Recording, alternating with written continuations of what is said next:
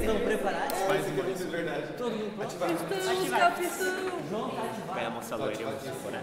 Tá, e aí, negante pronto? Vamos passar mais? Vamos. Passa aí. Ah, é? Olha, sinceramente, no mundo em que a gente vive, se você ligar o computador, dá pra ver milhares de milhões de bilhões de trilhões de imagens de todos os lugares. Imagináveis, inimagináveis deste mundo. É tipo assim, você pode enganar todo mundo por quase tudo. Isso é bom, isso é muito bom. Tá, eu adoro que a Grãos vai ficar do caramba, né? Porque agora vem todos os negócios de antigamente. Tá, deu de vocês ensaiando aqui. Mas eu nem cheguei na minha fala. Agora deu Ora. Nossa, vaca que tem. Não, ainda vem uma troção da Teodoro. Eu tô vendo todo mundo pisando nos textos aqui, eu fico embaixo, a gente todo mundo pisando. Daqui a pouco eu Eu jamais pisei no meu tá aqui, ó.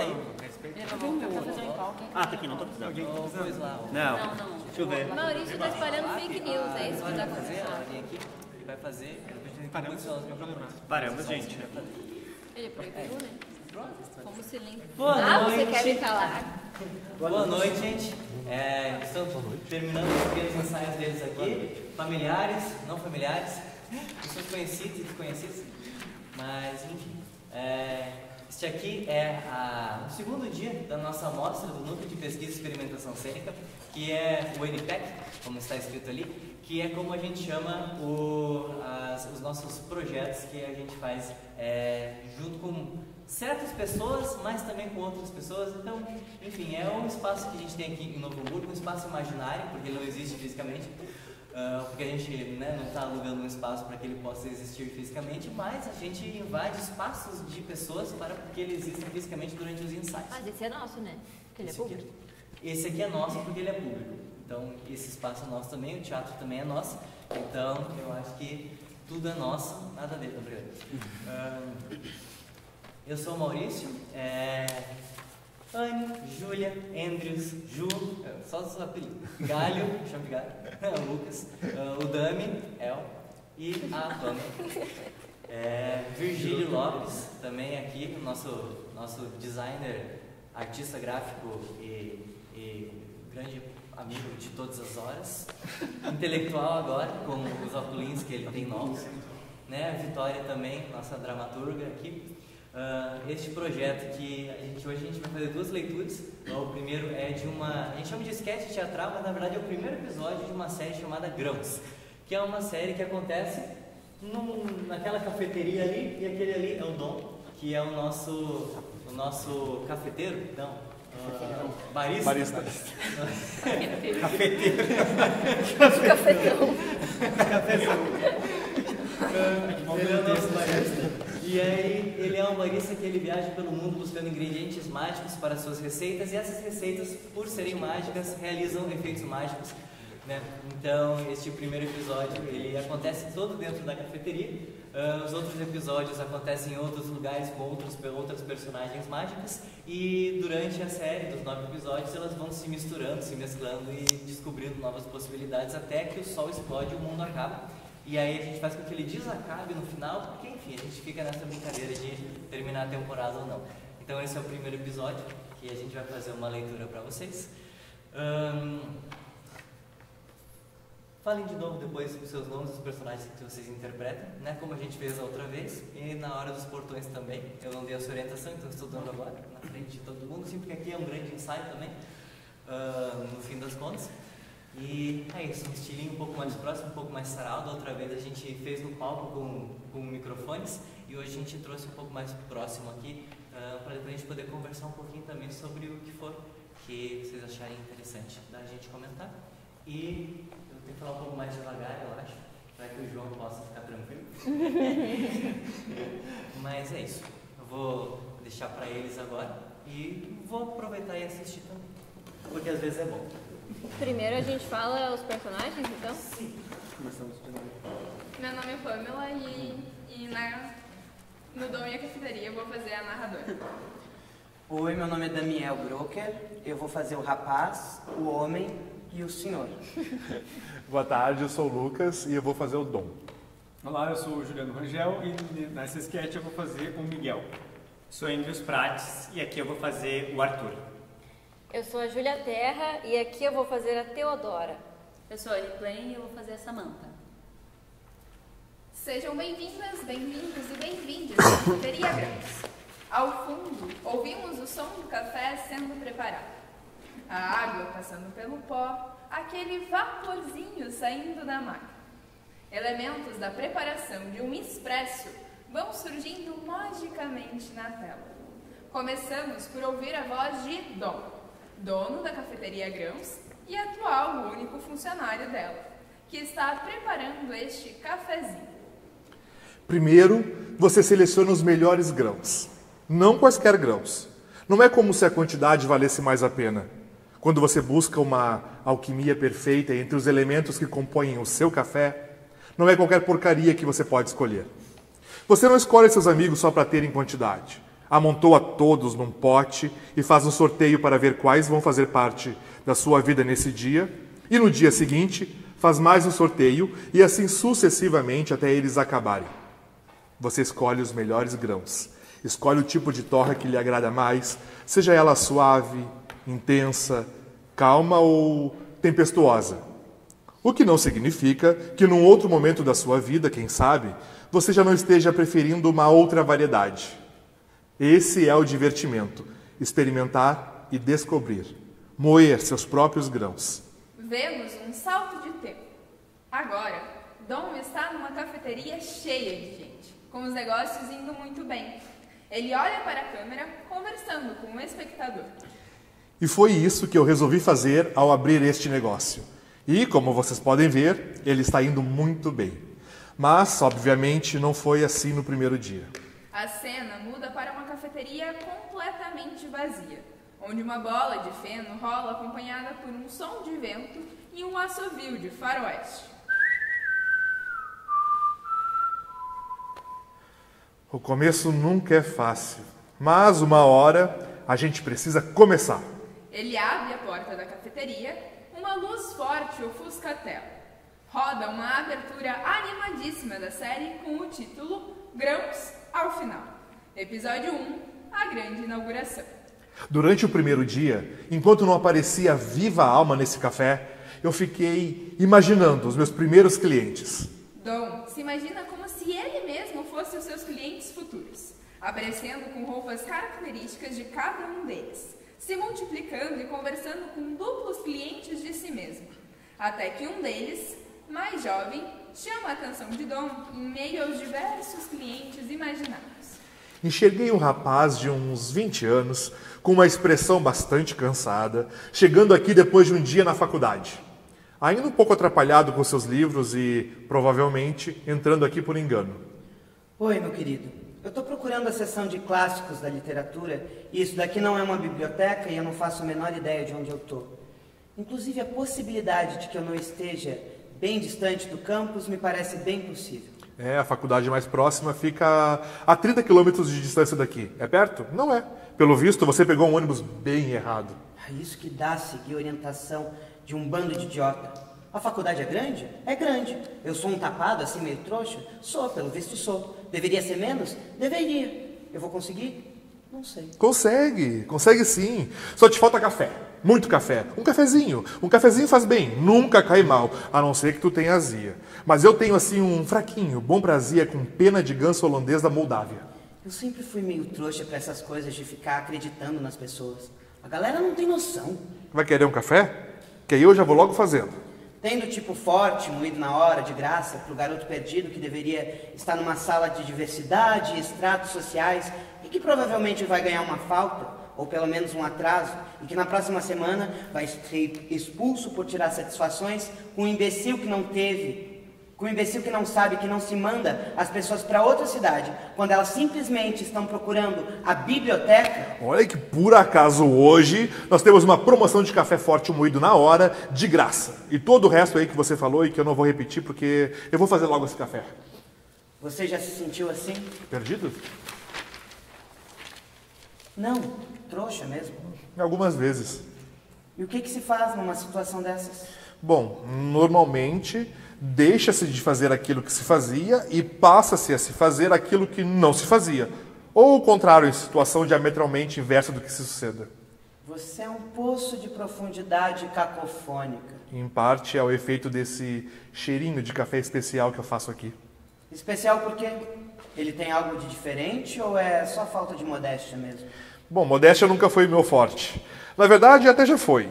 Mas um dia eu resolvi que iria parar de ser modesto porque já estava meio cansado de ser trouxa, sabe? Bem trouxa. Se tem uma coisa que eu era trouxa. Aposto que você tinha como seu oposto do trouxa que você era. Eu já não tenho tanta certeza se consigo destrouxar a minha trouxice. E por qual motivo? Eu estou cursando administração. O que eu sempre achei um curso meio genérico, porque não é bem o que eu gostaria de fazer. Aliás, será que alguém gostaria de fazer administração? Ninguém gosta de fazer administração. Ninguém acorda um dia pensando, nossa, eu queria tanto um CNPJ, seria meu sonho. Mas parece ser rentável. Tudo que parece que mexe com dinheiro costuma ser rentável. Se bem que eu não sei como é que vai ser daqui a alguns anos, com tanta mudança na relação geopolítica e econômica no mundo. Na verdade, eu queria fazer gastronomia, viajar ao cosmo em busca de ingredientes mágicos e depois abrir um estabelecimento culinário. Acho até que eu deveria começar com uma cafeteria. Nesse momento, Dom está colocando o café na mesa do rapaz, quando ouve uma voz vinda da porta. Seus primeiros clientes. O rapaz, puft, desaparece. Miguel, de fato seu primeiro cliente, puft, aparece na porta, entrando normalmente sem ser uma aparição imaginária. Boa tarde. Oi, meu querido. Tudo bom? Por acaso, pra que esse café aqui? Olha, é pra você. Mim? É, cortesia da casa por ser o primeiríssimo cliente. Oh, poxa, muito obrigado. Então, será que você poderia preparar mais 3?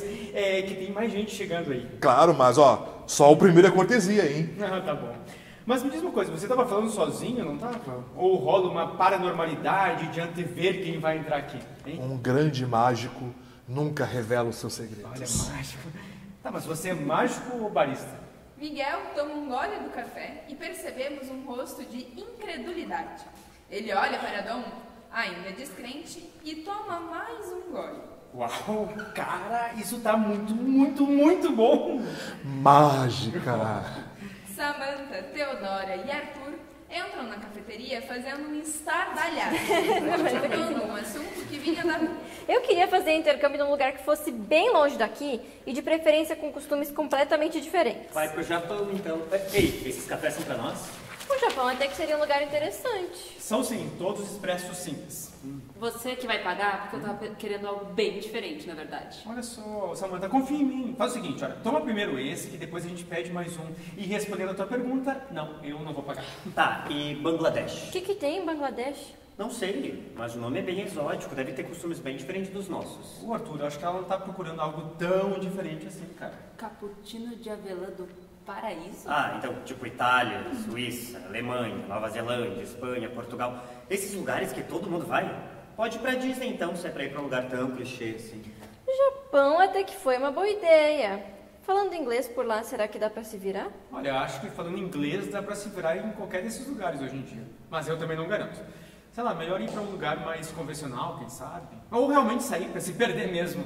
E você tá falando do intercâmbio, né? Então seriam vários meses longe. Isso. Será que não seria melhor só fazer uma viagem mais curta pra visitar esses lugares? É, tipo, fica um mês, volta, segue estudando, vai pra outro lugar, vai descobrindo o mundo, vai se conhecendo. Eu não sou rica, gente. Eu só tô pensando em alguma alternativa pra, sei lá, viajar um pouco. Descobrir se o mundo é só isso que a gente vê. Olha, sinceramente, no mundo em que a gente vive, se você ligar o computador, dá pra ver milhares de milhões de bilhões de trilhões de imagens de todos os lugares imagináveis e até inimagináveis desse mundo. Mas é diferente. A gente tem essa hiperconexão com o mundo todo, mas ela é basicamente ilusória. Metade do tempo a gente está na frente do computador, pesquisando algo, estudando, conhecendo, sem nem se mover mais que 2 metros quadrados. Esse nosso encontro aqui, faz um tempão que a gente está tentando marcar ele, e ele só aconteceu por causa de uma conjuntura de fatores aleatórios que com certeza vai levar mais de uma década para acontecer de novo. A gente está o tempo todo conectado, mas foi só o ensino médio terminar para cada um seguir seu caminho e praticamente nem lembrar mais a existência de um monte de gente. Isso é porque as pessoas do ensino médio não são mais úteis como eram durante o médio. Porque não temos mais trabalhos em tempo para fazer hoje em dia. É isso. O que faz com que quase todo mundo que conhecemos até os 17, 18 anos seja descartável. Igual a cartolina que a gente sempre esquecia de levar e ficava pra última hora, sabe? No dia, ela era a coisa mais importante do mundo. Depois, não servia pra mais nada. Então quer dizer que chegamos à conclusão de que a amizade verdadeira mesmo é aquela que vai além dos trabalhos em grupo e que vai dos próximos anos? É só isso?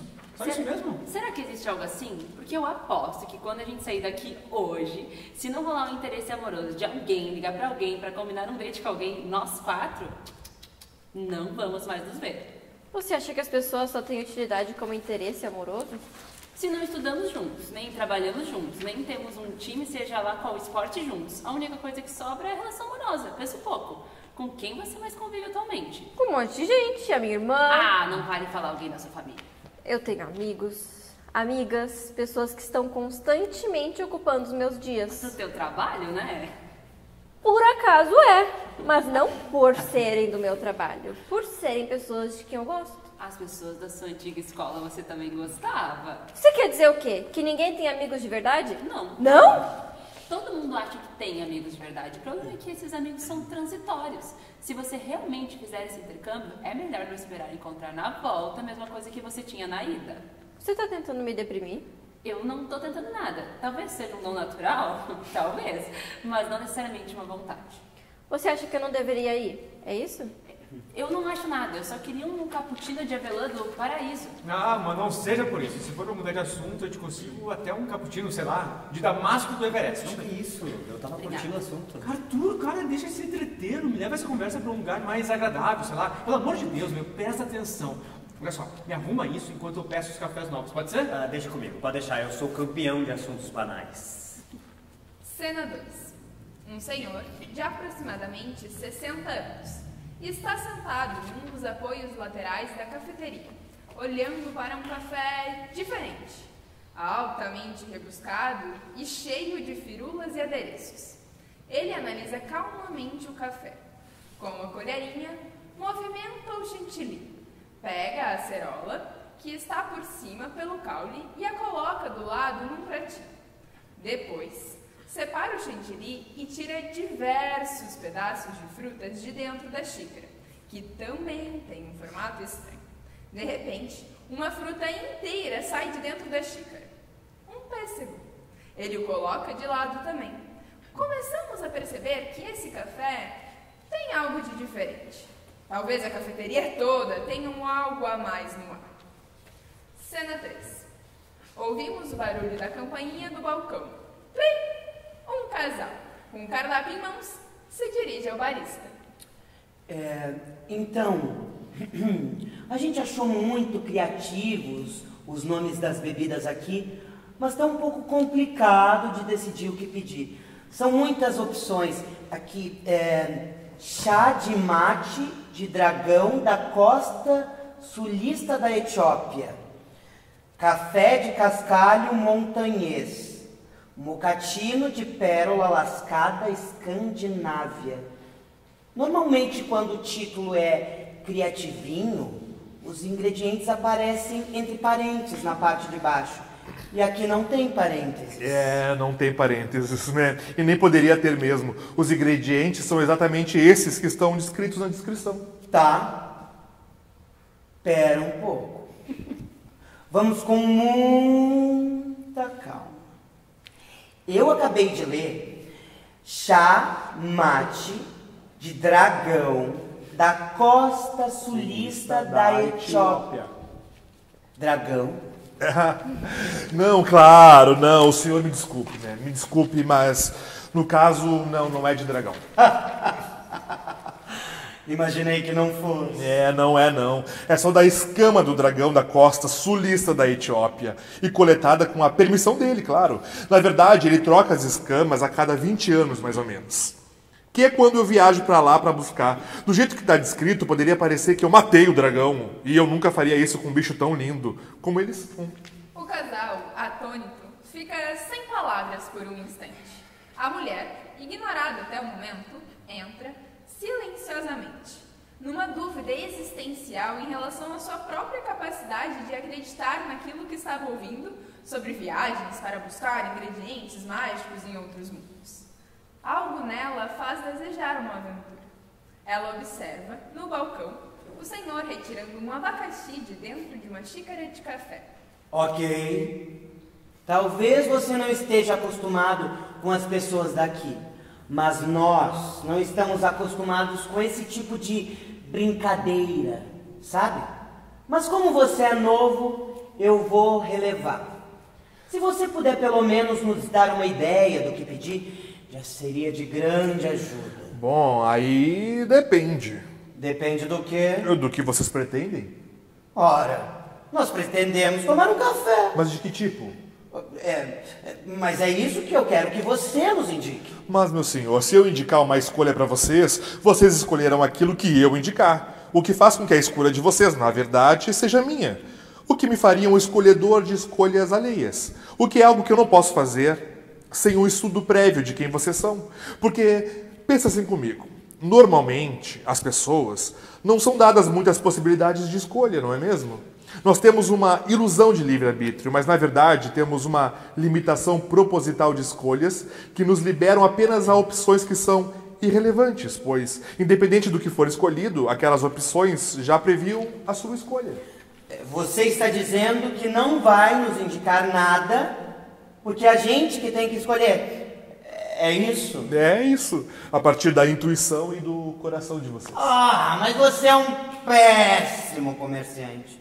Demasiadamente criativão, como vocês jovens dizem. E eu não faço ideia de que jovens o senhor conhece que dizem isso. E, de toda forma, eu não sou um comerciante, eu sou um possibilitador de experiências sensoriais diversas. Então, experimenta a minha saída imediata e irrestrita do seu estabelecimento, para nunca mais voltar, pois você acabou de perder um cliente. A mulher que estava ao lado dele e segue observando os arredores da cafeteria, não sai direto com o homem, que leva um tempo estranhamente longo para perceber que foi embora sozinho. Enquanto isso, ela permanece em frente a Dom, o olhão, que percebe o homem retornando. Volte sempre. Ela acena um sim com a cabeça para Dom, enquanto o homem volta e a puxa pelo braço, indo embora. Cena 4. Voltamos para a cena do senhor de 60 anos, que agora já tem diversas frutas dispostas sobre a mesa. Entre elas, um abacaxi, uma tâmara, um abacate, 2 pêssegos, 8 pepinos, 2 macadâmias, uma cerejinha, e segue retirando mais frutas de dentro do seu café. Ele faz um sinal para Dom ir até a bancada e continua com uma expressão de total perplexidade e confusão pelo surrealismo do que está acontecendo. Pois não? Então, meu filho, eu tô com uma certa dificuldade para tomar esse café. É que o senhor ainda não chegou nas uvas. Não é isso, não. É que parece que tem coisa demais nesse café. Você pode ver aqui, ó. Isso não faz o menor sentido. É muita fruta. E eu tinha pedido um pequeno. Mas eu trouxe o do tamanho médio pro senhor. É como um brinde, porque hoje é a inauguração daqui. Bom trabalho, rapaz. Eu faço o que eu posso. Então, da próxima vez, pode fazer um pouquinho menos. Cuidado para não exagerar. Cena 5. Na mesa de Miguel, vemos e ouvimos fogos de artifício saindo dos cafés. Eu não sei fazer som de cafés. Em seguida, de diversos outros fogos de artifício voando por cima das mesas, que acidentalmente acertam outros clientes e outros cafés, gerando mais fogos de artifício, e múltiplos cafés que geram mais e mais cafés, e vocês entenderam. Miguel, seu perdido, não foi isso que eu pedi. É que é difícil decorar esses nomes malucos todos aqui. Eu achei bem bonitinho. O meu susto. O teu susto também, mas eu tava falando desses fogos. É isso que eu quero encontrar no caminho, essa emoção do inesperado. Meu Deus, e voltamos ao assunto anterior. Arthur, cara, você é de uma incompetência, meu amigo, que não tem tamanho. Cara, eu te pedi uma coisa só, mudar de assunto, e tu não conseguiu fazer nem isso, meu. Eu tava indo muito bem até você chegar com um café que explode. Difícil manter o assunto no nível banal quando você traz uma coisa dessas pra mesa que explode. Eu não entendo porque seria melhor manter o assunto no banal. Miguel sempre teve problemas com conflitos, deve ser por isso. Ei, eu não tenho problema nenhum com conflitos, tá? É que Só que a gente levou um tempão pra conseguir finalmente se reunir aqui hoje. E, cara, de toda a turma, estamos só nós 4 aqui. E pelo que eu lembro, nós éramos aqui mais de 20. E daí, a gente tá aqui falando exatamente sobre o quão nada essas pessoas são pra gente hoje em dia. Do que adianta juntar todo mundo só pra ter essa certeza ainda maior? Eu ficaria feliz de poder rir um pouco com vocês. Lembrar do nosso antigamente. Não ficar filosofando sobre o futuro.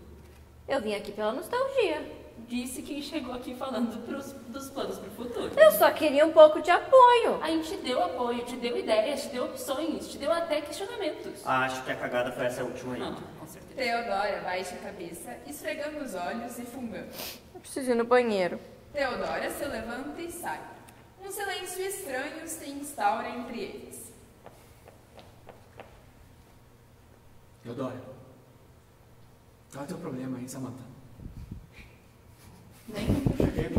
Arthur se levanta e vai atrás de Teodora, indo em direção ao banheiro.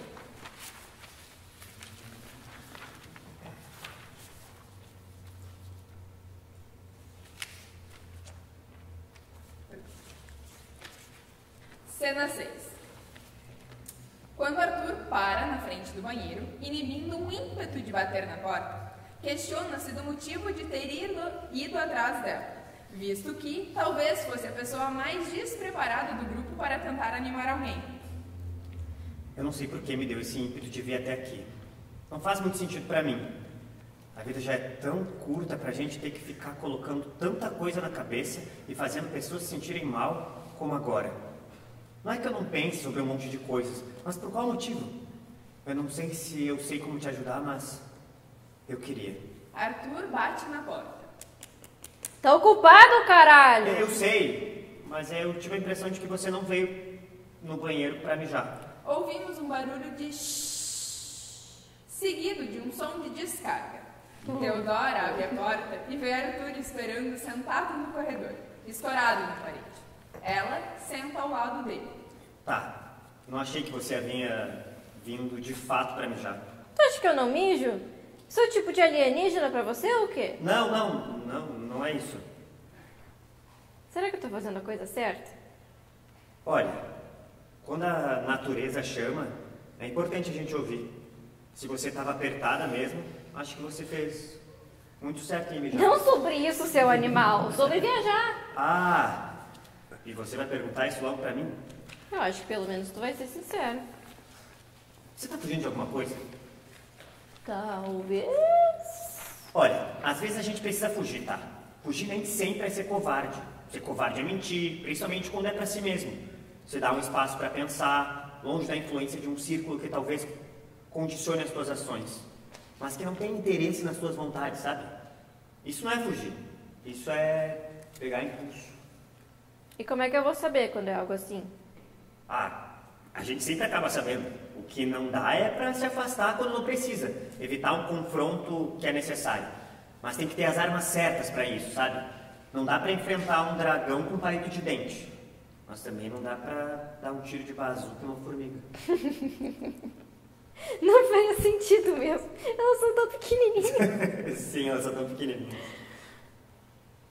Como você sabia que eu precisava de uma conversa assim? Eu percebi você chorando na mesa. Mas eu não tava chorando. Não? Não. Cai uma faísca dos fogos de artifício no meu olho. Ah, quer colírio? Você tem colírio? Não. Então por que ofereceu? Eu não te ofereci, eu só perguntei se você queria. Ai, não acredito.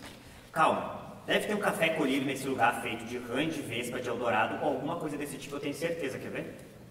Cena 7.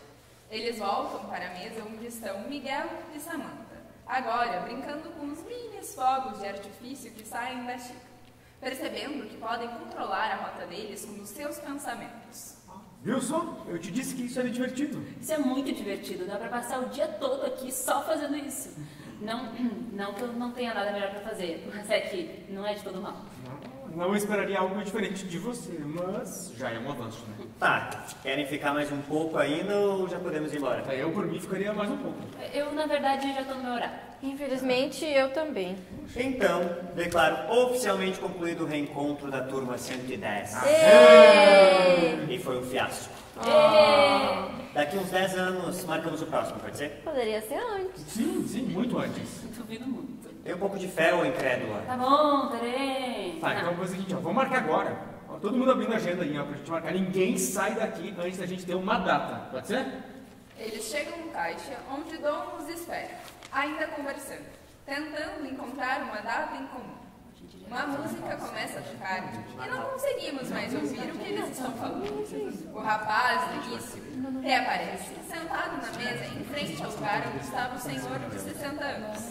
O rapaz olha para Dom com um olhar de aprovação e um sorriso, como se o parabenizasse pela inauguração. Dom percebe e retribui, orgulhoso de seu primeiro dia na cafeteria Grãos. Fim do primeiro episódio. Podem aplaudir.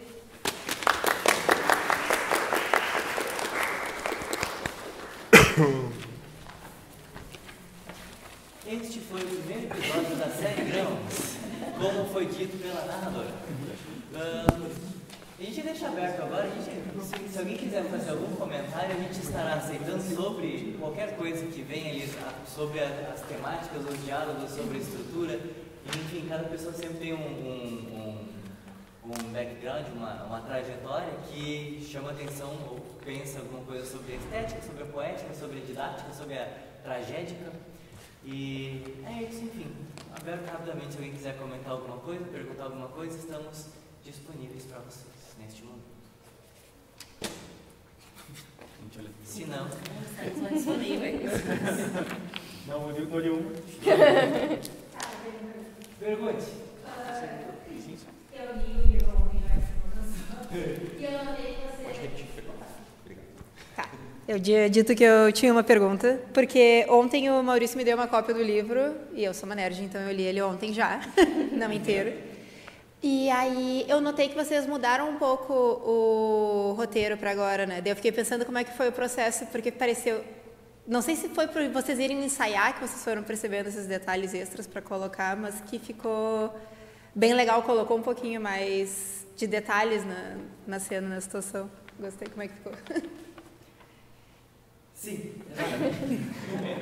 A resposta curta é exatamente. A gente, quando a gente pensou, vamos fazer o primeiro episódio, vamos trazer ele para fazer uma leitura, a ideia foi realmente ensaiá-lo como se a gente fosse fazer uma peça de teatro. Né? Eu dirigi eles e a gente foi fazendo ensaios online, na verdade, né? Individualmente, debatendo sobre os personagens e percebendo onde que a gente poderia construir diferenças entre o roteiro original, que é o que vem da minha cabeça, que tipo as vozes da minha cabeça dizendo como, as vozes das personagens da minha cabeça dizendo como soaria, só que quando tu coloca no corpo, tu coloca na voz, tu coloca num ator, numa atriz, a construção sai diferente, porque a fisiologia é diferente, as ideias são diferentes, às vezes quando a gente tem uma construção criativa entre a direção e o elenco, a pessoa com quem a gente está trabalhando, a gente tem que abrir espaço para que as coisas mudem. Quando a gente abre espaço para que as coisas mudem nesse processo, aí acontece o que acontece aqui, que é o texto, que ele é um pouco às vezes quadrado, no sentido de ele foi escrito e no papel ele tem uma sonoridade, aqui ele ganha uma outra cor, ele ganha uma outra sonoridade, uma musicalidade, ele ganha a voz de quem está interpretando. E essa voz, ela precisa ser entendida também como parte da dramaturgia, como parte da parte escrita. Né? Eu acho muito que quando a gente ensaia, a gente está reescrevendo o texto e que os próprios atores e atrizes também são compositores desse texto, de alguma forma. De uma forma principal, inclusive, eu acho. Né? Porque dá para ir por muitos caminhos. Até hoje de tarde a gente estava ensaiando os portões, que é a que a gente vai fazer a leitura na sequência agora, e eu estava ouvindo, lendo, vendo eles lendo e pensei, nossa, dá para ir por diversos caminhos. Dependendo de quem fizer cada personagem, dá para ir por caminhos diferentes, por interpretações diferentes. E eu acho que é isso exatamente que a gente fez. E eu gostaria de fazer com todos os episódios, porque são todos muito legais. E escrever é só um desabar de ideias, né? Depois organizar para que seja algo vivo. Aí quando a gente faz isso, e por isso que eu gosto tanto de pessoas e de elenco e de brincar com essas pessoas assim criativamente, porque eles trazem muito para qualquer coisa que eu possa ter imaginado, é sempre menos do que poderia ser quando eles aparecem para fazer este momento. Assim. Adoro reescrever com vocês são incríveis. Eu acho que é isso. Entendeu? Muito obrigada. Adorei saber. Mais alguma coisa? Chico, você também, por favor, caso. A minha pergunta é sobre o próximo texto. Pronuncie o nome desse texto. Os Portões de Ronen-Miese. Ronen-Miese. Por que não fala? Eu falo. Chutei Ronen-Miese. errado. Ronen-Miese. Ronen. Faltou um acento aqui, ó. Tá faltando, pode ser. Falar que esse... Ronen-Miese. Ronemiase. Então, tem um acento ali no mas i. é Ronen-Miese. O Virgílio, tá quando ali, foi ó. fazer a arte, botou um acento no i. Eu acho que eu tinha falado pra ele diferente. E aí ele botou um acento no i. E aí eu devia ter posto um chapéuzinho no o. E no o e no i. A gente devia ter colocado vários acentos. 4 acentos. 4 acentos. Sim. Né? Mas não grifou, daí eu lá. Exatamente. Eu... Tava na cara essa etimologia. Tava na cara. Um pouquinho mais de imaginação. A culpa é minha, eu boto na coisa. Eu tenho quem eu quiser. Uma eu acho que é legal falar que esse que a gente vai ver agora, o processo foi diferente do grãos, né? Do dom da cafeteria. Porque o do grãos, o que a gente deu, o Maurício a gente ensaiou o processo. Agora esse é um lugar diferente, né? Por favor, explique. Não, acho que deu o que tu falar. Explicite. Você quer para lembrar. Explicite os teus dramas, Juliana. Não dá spoiler, vamos ver primeiro. Eu posso dar um spoilerzinho que a gente vai ter que fazer uma apresentação agora, né, velho? Pra poder mostrar um pouquinho. Pra poder mostrar um pouquinho, né? O que aconteceu. Então, né, eu vou passando para a próxima. Se alguém quiser comentar alguma coisa sobre a anterior, também teremos um momento posterior sobre anteriormente. Mas, enfim, Os Portões de Ronen-Miese é uma peça que foi escrita em 2018, 19 ou 20. Eu não sei, porque o arquivo é de 2020, então pode ter sido em qualquer um desses Eu acho anos. que foi antes, tá mal. 2020, 2019, 18, 17, 16, 15 ou 14? Não, acho que 17, 18, 16. Tá. Porque tu lembra, né? Tu tá, eu te passei. E aí, essa peça ela nunca foi montada, ela não existe e talvez leve anos ainda para existir. Então, por isso até que a ideia de trazê-la para cá, porque eu gostaria muito de ouvi-la para saber que ela em algum momento existiu, caso ela nunca venha a existir, porém espero que sim, pois depois de ouvir dar uma pequena ensaiada hoje de tarde, eu tive muita vontade de montá-la, porque ela é bem complicada e complexa e fiquei pensando, nossa, que quebra-cabeça legal para fazer as pessoas passarem por ele. E achei muito divertido. Mas sim, essa primeira leitura a gente teve bastante ensaio até, na verdade, né? Individualmente, desse primeiro texto, e depois juntos também a gente conseguiu alguns momentos. Mas esse agora dos Portões eu enviei o texto para todo mundo, eles deram alguma lida e a gente fez um ensaio, ou não leram, né? E a gente fez um ensaio hoje de tarde, né? Apontando algumas coisas e foi meio que no susto. E também é isso, na verdade, o texto em si ele é um grande rascunho do que ele poderia ser. Talvez até esse seja só o primeiro ato dele, talvez ele tivesse um segundo ato, mas no momento ele é um grande rascunho que deveria ser reescrito e repensado também. Mas ao mesmo tempo, como recorte, ele ainda tem um certo espaço de interessamento, né? Ele é interessante do jeito que ele está, mas ele também é bem aberto porque a ideia era que ele se desenvolvesse um pouco mais. Então, poderia montá-lo como ele está agora, poderia ampliá-lo e desenvolvê-lo mais.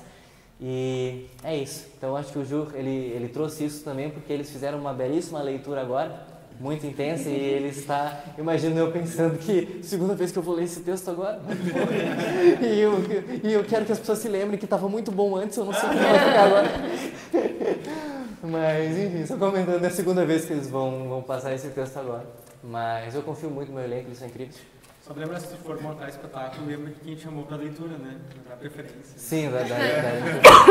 Eu quero ver se o elenco vai dar preferência para fazer esse espetáculo com tudo que vocês fazem normalmente. Que o pessoal ocupado, é um pessoal muito ocupado esse aqui, o que é muito bom, porque são artistas incríveis, então quanto mais eles trabalham, mais eu posso contar com eles no futuro, porque eles não deixarão de fazer arte e teatro e tudo mais. Aí um vai roubando do outro para pegar, que eu tô sabendo aqui que já tem várias trocas de elenco aí, coisas acontecendo. Então eu adoro que o pessoal... eu vou juntando o pessoal aqui pra fazer coisa, depois vou descobrindo que eles vão, isso é legal, né? Aquele menino é bom, tá puxando pra fazer coisa. Gosto de fazer essa costura também. Mas é isso.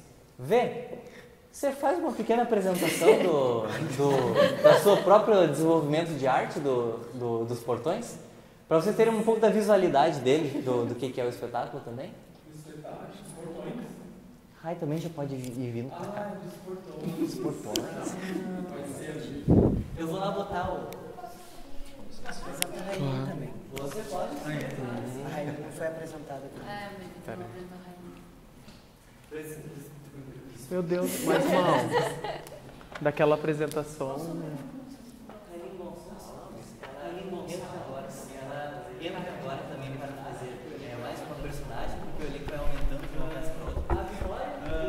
A Vitória, que é escritora também de vários episódios da Grams, ela vai vir também daqui a pouco para participar fazendo a Lápide, que é uma outra personagem. E diga depois, enfim, as personagens que vocês vão fazer.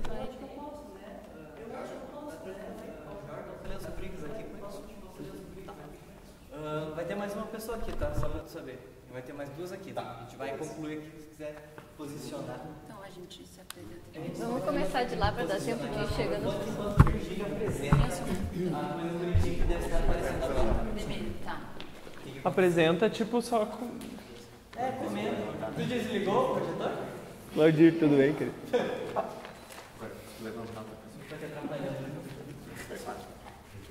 Tá comigo. Não sei se tem, né? Mas eu também.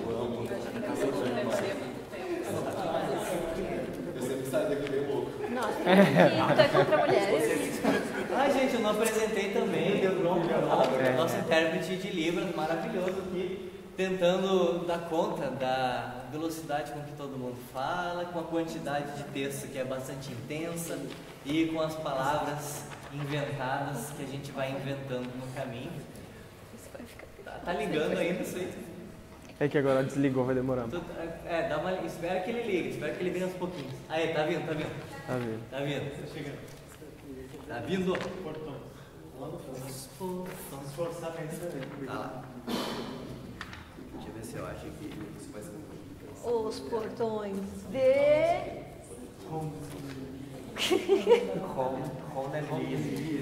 Ronemias.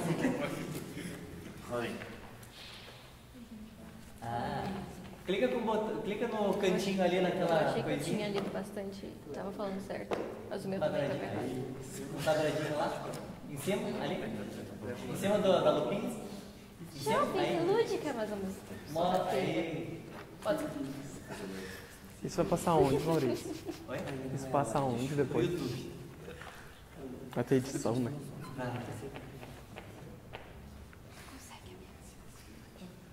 Agora eu falo. Vai ter edição. Vou puxar aqui um pouquinho pra cá pra poder pegar. Virgílio, por favor. Ai, gente. Pode passar para o próximo slide. Então, eu montei esse material em 2017. Quer vir aqui? Eu vou mostrar um pouco da arte das personagens e figurino. Então é interessante para entender o que são. Por favor. Eu montei esse material em 2017 mesmo? Foi, Ju? Por aí. Faz muito tempo que a gente fala desse espetáculo. Ele tem uma ideia muito interessante que é falar de um ambiente efêmero, um ambiente que transita, que muda de um minuto para o outro. Era para ser uma espécie de cidade num contexto de guerra e falando de uma ficção, assim, né? Então eu gostava muito dessa sombra, assim, em algum momento que ele traz, né, esse negócio de sombras e tal. E a gente imaginava aquelas estruturas metálicas, depois a gente pensou em acessórios que trabalham com hibridismo, de pensar novo e antigo, né, moderno e antigo, numa estética steampunk, feito à mão, linhas, muitas linhas, porque fala dos títeres, e eram bonecos, né? O conceito de marionetes. Tinha que ter muitas linhas. Eu lembro disso. Pior que tinha um conceito tem um conceito bem estruturado. essa é uma ideia inicial para pensar a estrutura de cenário com esses dois ambientes, com andaimes, esse sol no meio, é tudo muito solar, tudo muito quente. Verdade. E essas roupas que eu gosto, muita coisa esvoaçante, um lúdico, fantasia misturado com steampunk, ainda essa coisa híbrida, né? Muito de materiais que se misturam, costurado, feito à mão, tudo referências estéticas assim. E aí a gente começou a pensar em cada personagem, desenhando com essas já articulando um pouco a personalidade possível de cada um dentro desse ambiente meio apocalíptico. E também é uma mistura esse apocalíptico com uma coisa meio ancestral, meio animal e tal.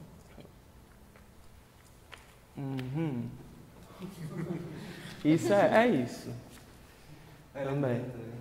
Tô lembrando. Steampunk, muito steampunk que eu gosto.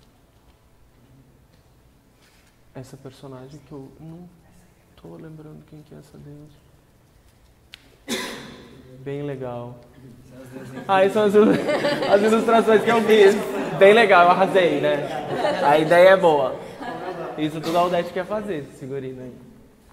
Misturei umas coisas, ó. Aí já tá meio torto, mas ok, tá ali. Essa deusa não aparece, né? Aparece? É o urso. É? Ah, é tu então. Muito bom essa massa. Eu acho que é pra Essa é mais legal. Só. Deixa lá no primeiro. Bom, né, gente? Arrasei. Há 10 anos atrás. Vou pegar teu texto que tu vai ver. Não vou ler, não tem problema. Não sei se explica alguma coisa, mas eu acho que é tentar pensar um pouco nessa estrutura desse ambiente, né? Tudo muito quente, terra, a fumaça e vapor, terra, sol quente. Apesar de água, tem sol quente pra mim. Duna, exatamente. É deserto. Pra que é muito vermelho. Eu pensei o filme Duna. Tem a coisa da guerra também, né? A coisa da guerra. Mas é uma guerra quente pra mim, assim, suor e coisa assim, sabe? Então, e metal, tem esses negócios de metal junto com barro, com cerâmica.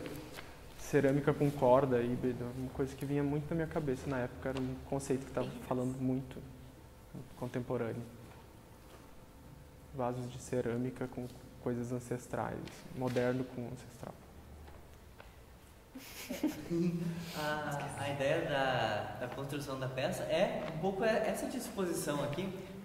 Ela tem tipo, a ideia cenicamente seria ter tipo um pequeno andaime onde as pessoas, o elenco tá como grandes marionetes penduradas, e aí à medida que os personagens vão começando a interagir, eles vão descendo desses lugares e habitando o espaço cênico aqui na frente.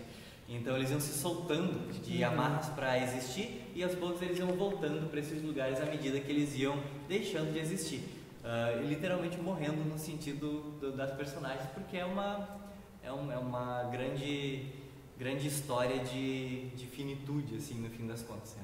E existencialista e de finitude, de chegar ao fim dessas personagens e reiniciar o mundo, e elas começarem de novo e terminarem de novo, começarem de novo e terminarem de novo. E aí, é isso. Aquele microfone que eu boto em algum lugar? Ah, é mesmo. Tchau. A gente devolve pra alguém por aqui, por lá. Eu não sei onde é que tá. Pode ser contigo. Eu acho que o teu a gente coloca um pouquinho mais aqui. Pode ser pra ti.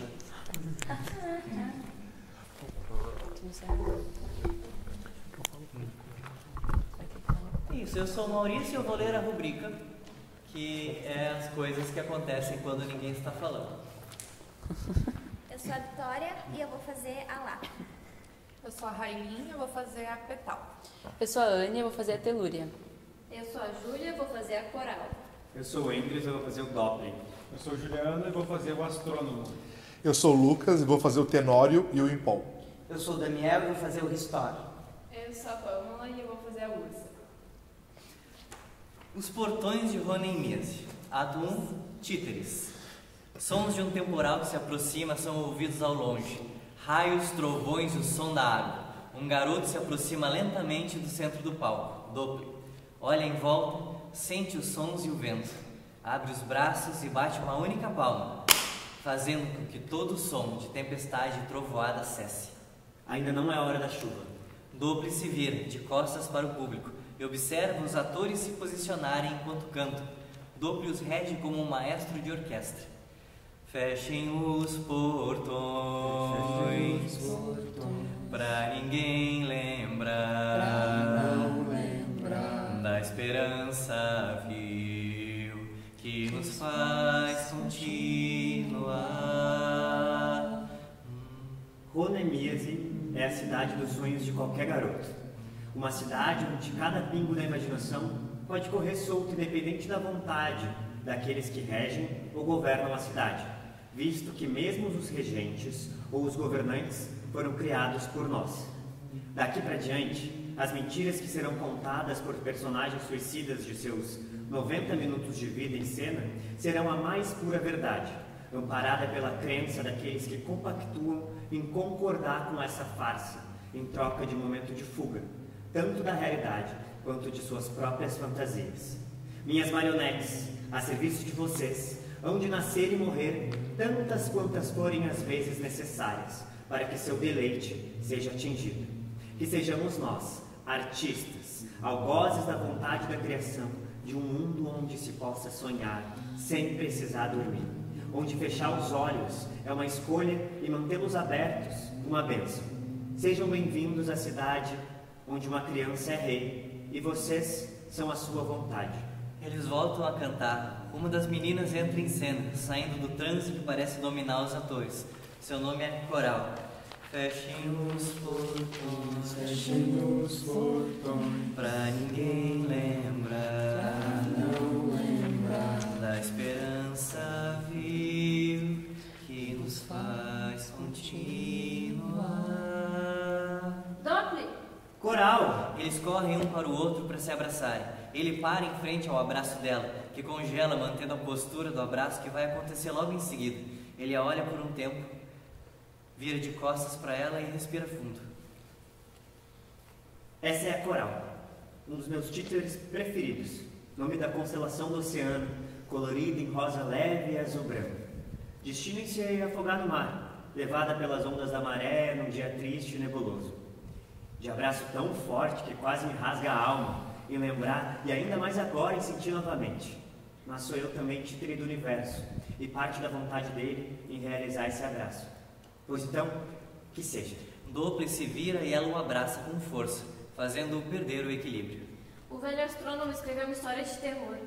Ele disse que a gente precisa ir lá o mais rápido possível antes que ele toque fogo nela. E por que ele faria uma coisa dessas? Diz ele que tem se arrependido de cada coisa que escreve. Acho que com a idade ele tem ficado cada vez mais crítico das suas histórias. Mas não pode. Claro que não. Por isso a gente precisa ir lá e roubar a história dele antes que ele queime tudo. Primeiro a gente ouve ele contando, ou lê de algum jeito, e depois saímos com ela de fininho, sem que se perceba, e salvamos sua obra. Vamos agora? Agora mesmo. Coral segura na mão dele e o puxa por parte do palco. Doppler se solta, mas ela continua como se ainda estivesse segurando a mão dele até sair de cena.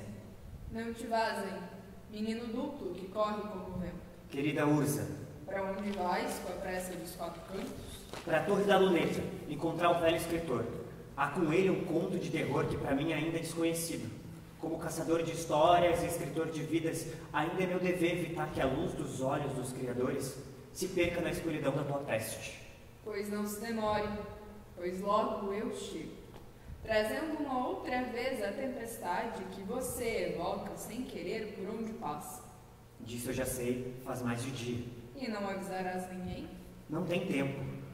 Só da vez de ouvir uma história e olhar para as estrelas. E no fim, todos sempre se esquecem de tudo. Que diferença faz? Pior saber que pouco tempo se tem do que perceber que já se acabou. Por isso o rosto de criança? Não, este por nostalgia mesmo. Outros dois títeres se soltam das amarras, Telúria e Tenório, irmãos.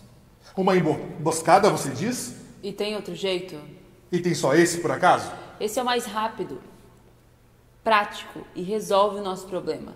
Eu não quero ficar esperando acontecer uma tragédia para só então sair procurando os responsáveis. As notícias da cidade foram bem claras ao dizer que o bando que assassinou o arcebispo se dirige até a nossa cidade. E pelos boatos, eles procuram um bom lugar para montar um acampamento.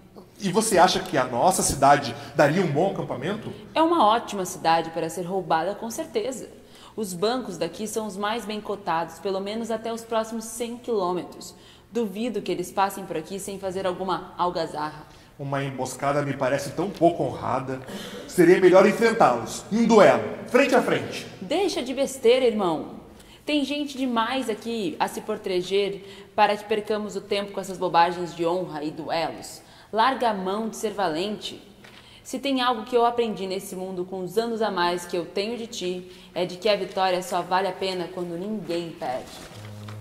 Mas eles precisam perder, porque você sabe que eles não vão parar por aqui. Infelizmente, irmão, a morte há de lhes tocar os calcanhares. Doble observa eles nas sombras, mexendo as mãos como um manipulador de títeres. Não haveria como impedir o ataque a essa cidade, nem se eu quisesse. Minha sina é de encontrar e capturar as histórias, mesmo fazendo parte delas.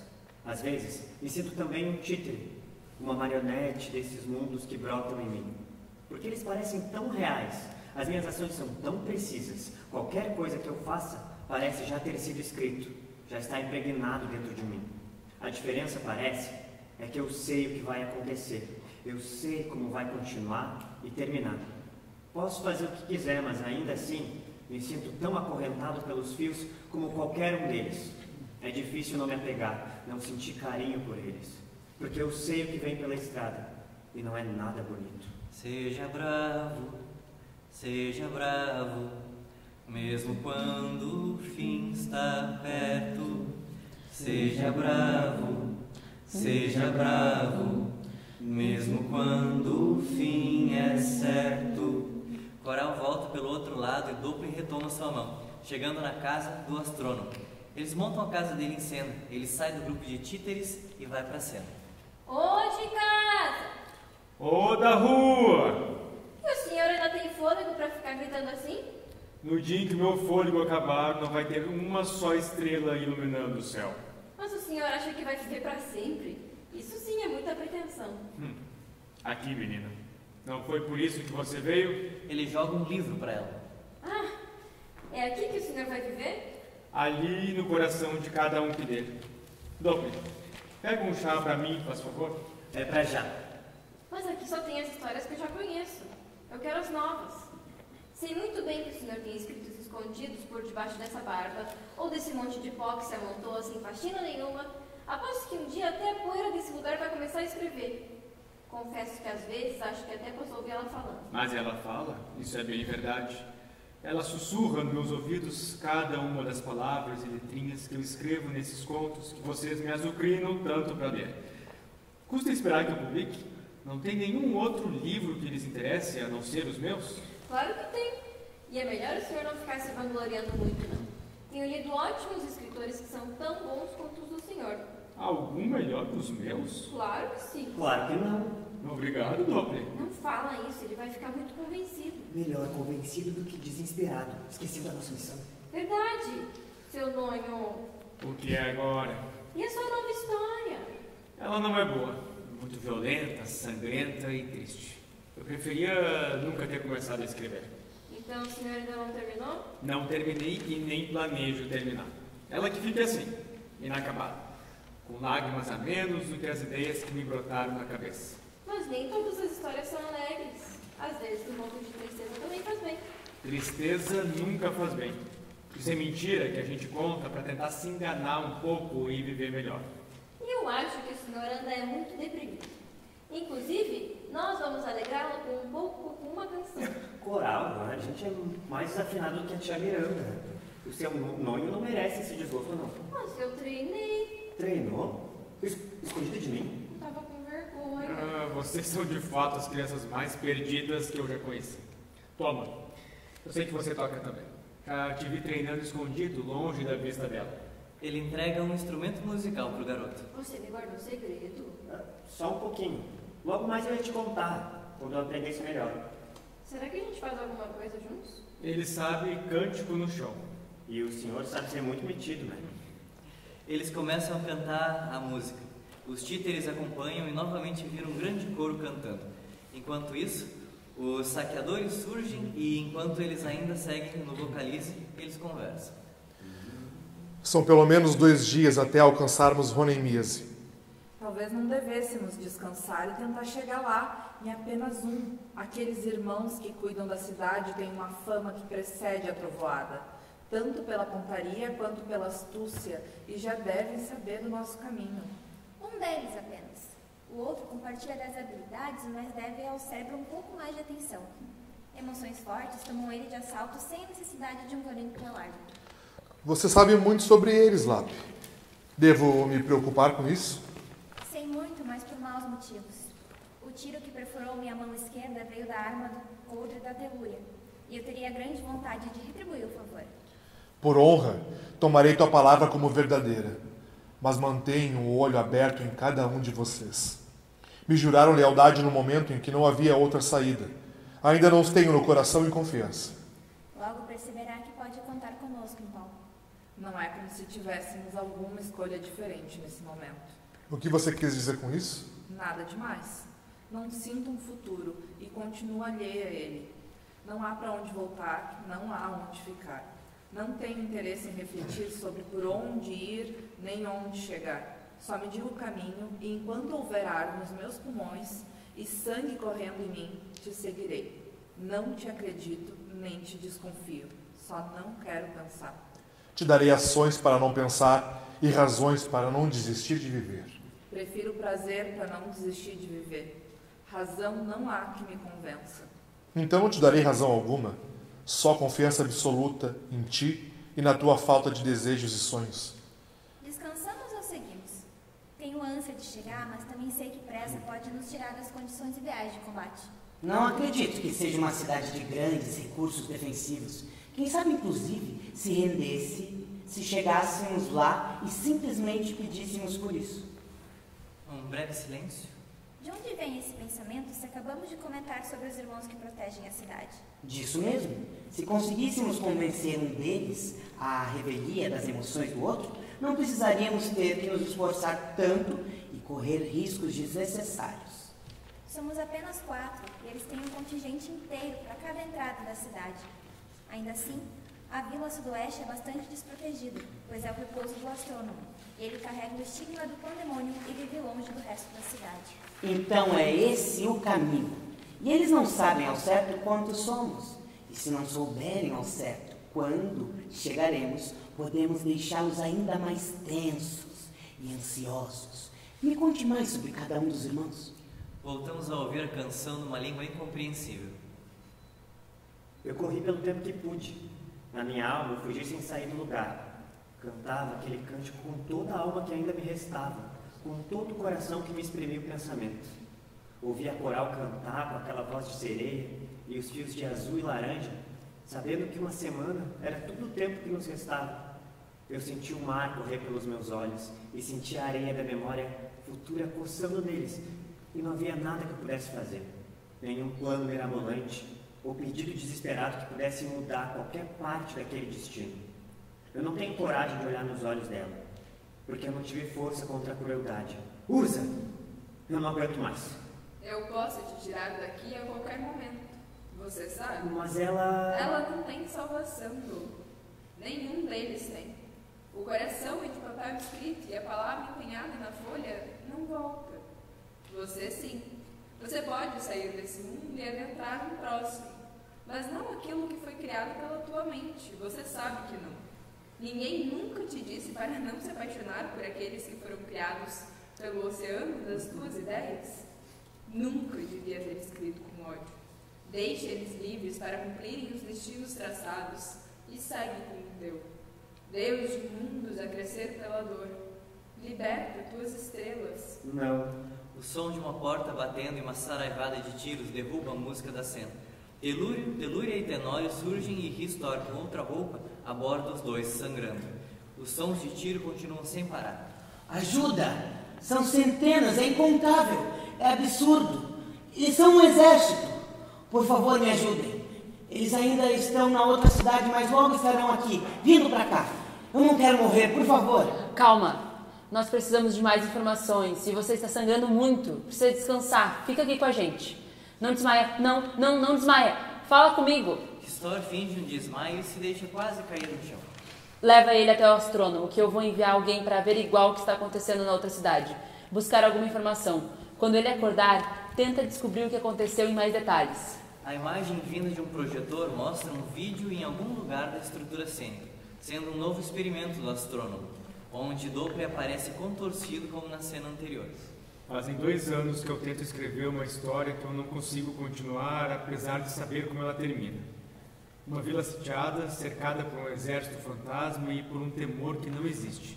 Iludida num medo que não está ali, mas que corrói o coração e carrega para o abismo do desespero.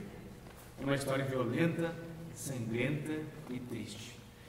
Mas quando alcanço a pena e a tinta derrama no papel, ela é a única história que eu consigo escrever.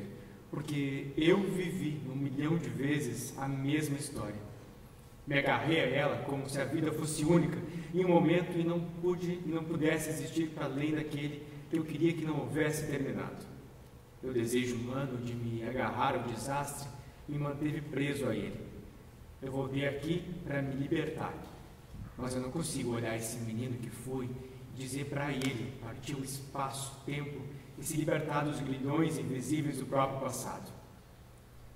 Por que a gente continua vivendo com medo de perder a esperança de encontrar algo que não existe mais?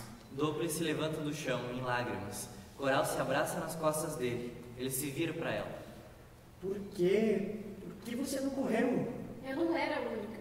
Eu sempre fui forte, sempre voei de olhos fechados e o perigo nunca foi nada pra gente. A gente brincou demais e confiou demais numa força que não era nossa. Você devia ter corrido. Ainda estaria respirando hoje se tivesse corrido. Você não teria corrido. Tampouco eu o faria. Eu sou o mar da luta e você sabe disso. Se tem algo que te encantou em mim, eu sei que foram as ondas que tu viu rebentarem nos meus olhos e se tornarem maremotos. É quase a hora da chuva. É quase a hora de morrer. Diversas sombras se posicionam ajoelhadas com espingardas apontadas ao centro do palco. Doppler está bem ali. Não pode ser. Não é a hora ainda.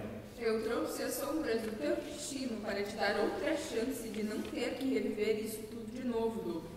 Ainda hoje eu não sei como aguentei tanto tempo. Eu sou cada vez mais forte, não? Em algum momento eu vou poder mudar tudo isso, não vou? Daqui 1000 anos que sejam, 10.000 anos que sejam, 1 milhão de anos que sejam, em algum momento eu vou poder me libertar disso e mudar tudo o que acontecer, não vou? É impossível que eu não tenha o poder de alterar o meu destino em algum momento. Quantas vezes eu ainda preciso ver ela morrer? Se for tão tolo como eu, continuará para muito além do que era preciso. Um último instante suspenso para você pensar. Depois disso eu não volto mais. Não antes da chuva. Eu não tenho nada para pensar. Eu vou ver o fim, eu vou ver o começo, logo depois, para novamente sofrer pelo fim e entender um novo começo. Se essa é a minha sina, eu permito sim que ela me condene ao desastre infindável. E uma vida se passa presa ao passado. O destino é só um ponto fixo, esperando ser esquecido para que possa ser destruído pelo futuro que se aponta. Toda vez que fechamos os olhos e sentimos o que se passou, revivemos esse momento, toda a tristeza e a alegria dele. Encontramos uma versão de nós que não existe mais, que não sorri do mesmo jeito, que não verte sal pingado igual a antes. Eu entendi isso e queria muito que você também entendesse. Mas veja só, depois de tanto tempo eu também voltei aqui. Talvez eu, de fato, não tenha nada para te ensinar a não ser esconder as lembranças o máximo que puder. Eu queria nunca ter escrito aquela história, mas acabo sempre voltando a ela e te vendo insistir nessa prisão. Tenório entra na casa do astrônomo praticamente derrubando a porta de supetão. Doppler e Coral ainda estão lá. A música se mantém enquanto vemos a cena acontecer em silêncio. O astrônomo realiza uma operação em Ristor sem saber que ele é um dos saqueadores que observavam a cidade. Depois de muita tensão e gritos de dor, a cirurgia termina. O silêncio retorna. O dia acaba e recomeça. Ristor desperta. O astrônomo está perto dele. Você dormiu bastante até. Apesar da intensidade dos teus ferimentos, eu esperava um pouco mais de celeridade na tua recuperação. Eu acho que acumulei ferimentos do passado na alma que impediram meu corpo de retornar seus movimentos em um tempo razoável. Faz sentido? Realmente senti em ti uma dor muito mais profunda do que aquela que te trouxe aqui. E não carregamos todos dores mais profundas que os ferimentos que nos estilhaçam a pele? Alguns mais, alguns menos. Alguns carregam além dos seus os de outros. E alguns carregam além dos seus o de todos os outros. Achei que eu queria te contornar e encontrar as feridas. Não é uma habilidade comum, mas também não é tão rara. Talvez você que não tenha viajado o suficiente para perceber que a tua dor não é nem de perto tão forte quanto a dor do mundo. Ah, droga. Acredito que a dor que mais te pese seja a tua própria agora. Mas ela passa. Esse tipo de dor passa. Ou pelo menos se alivia. Pelo visto foi realmente bem cuidado. Devo te agradecer infinitamente. Provavelmente lhe devo a minha vida. Isso é de fato algo que eu possa cobrar depois? Você veio do nada, surgiu de lugar nenhum, dizendo que havia perigo iminente. Se demorou a despertar e ainda estamos bem. Demorou demais a despertar, como se estivesse descansando para além do necessário. Só trazendo um alarde, uma preocupação maior. Eles estavam vindo. Mas pela tua calma não me senti exasperado. Ainda mais debilitado como tu. Está mesmo? Me pareceu um ferimento tão bem posicionado. Já tive essa sorte outras vezes. Olha, você é um dos seres mais sortudos que existem, então. O simples fato de eu ter sobrevivido ao meu nascimento já é sorte demais. Cada ano que isso sucede é um absurdo de sorte que ainda exista vida em mim ou em qualquer um. Nossos corpos já nascem e seguem em constante apodrecimento. Cada minuto vivido é um minuto mais próximo de não viver. É um flash, um estopim de pólvora e tudo acaba. Metade das pessoas dessa cidade, aposto, andam com a tensão da morte na cintura, com a ideia de proteção que o poder de um fósforo pode dar. Mas você não. A violência é a arma do tolo. Você sabe disso, pois não é tolo. Mas finge muito bem, devo admitir. Você pode me cobrar a tua vida mais tarde. Essa é uma promessa que eu te faço. Vazia, bela e vazia. Apesar de que eu não posso dizer o mesmo do teu peito. Você é mentiroso, mas tem um turbilhão no peito. O caos que rege a tua existência não se justifica, mas também não te priva de sentir, eu sei.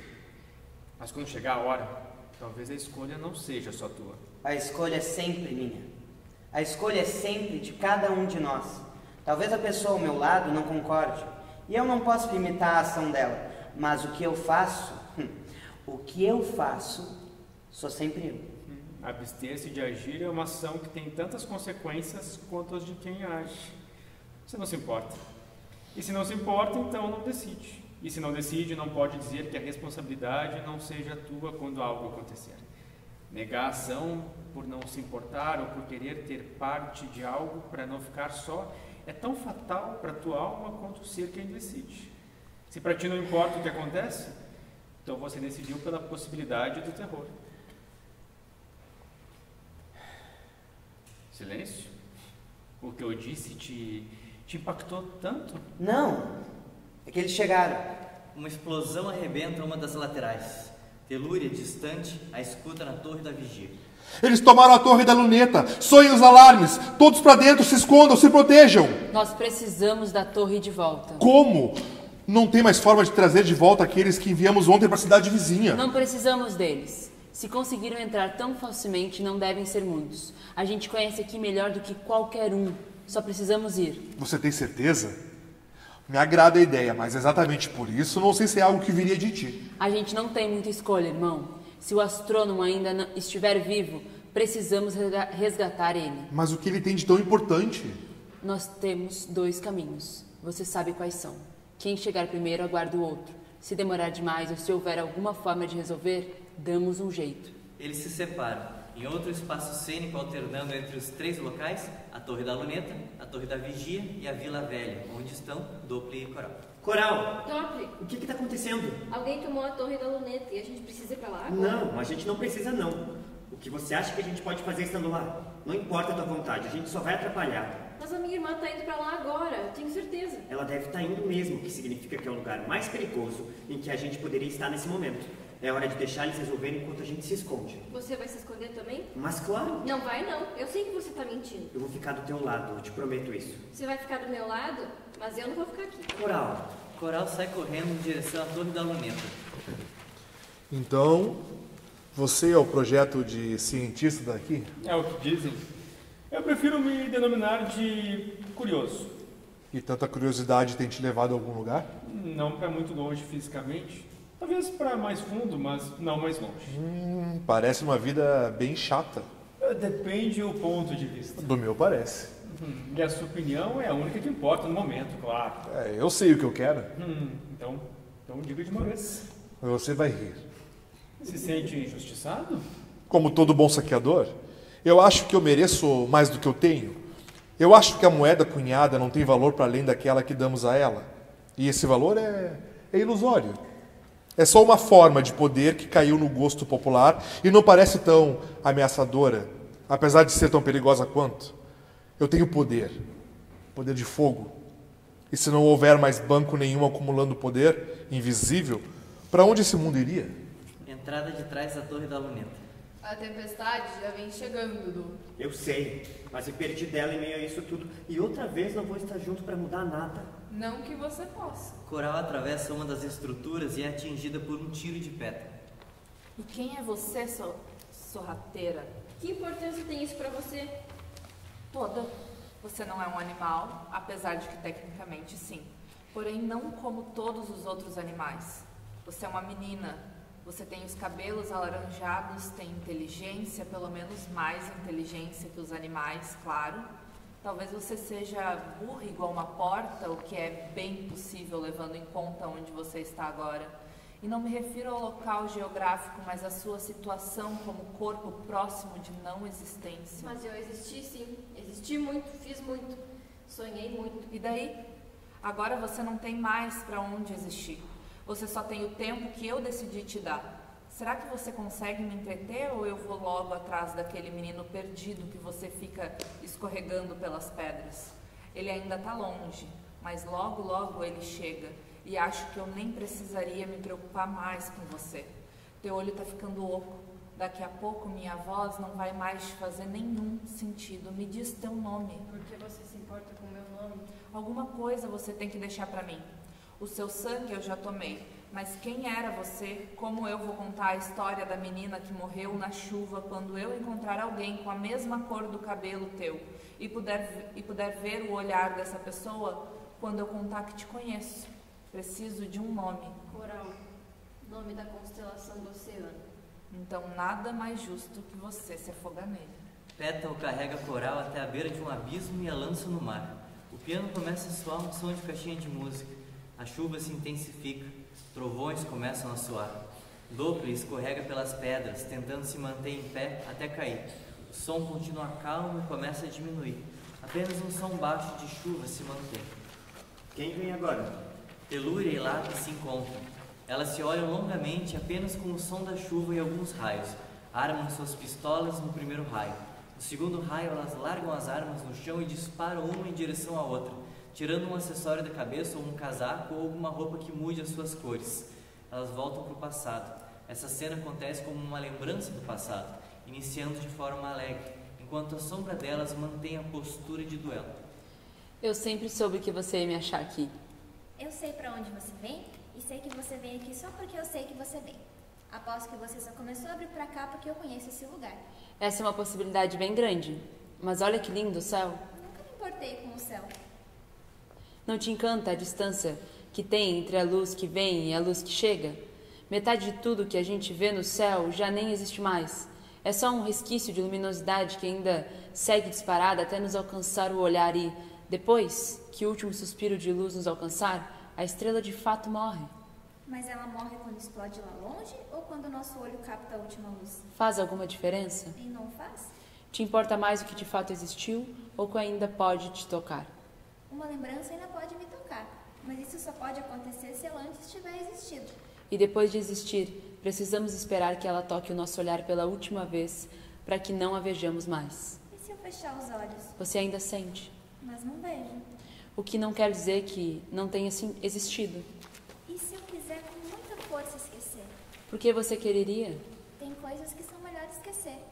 Queria poder esquecer tudo aquilo que me traz dor. Eu te machuco? Às vezes sim, mas é tão bom que eu sinto contigo.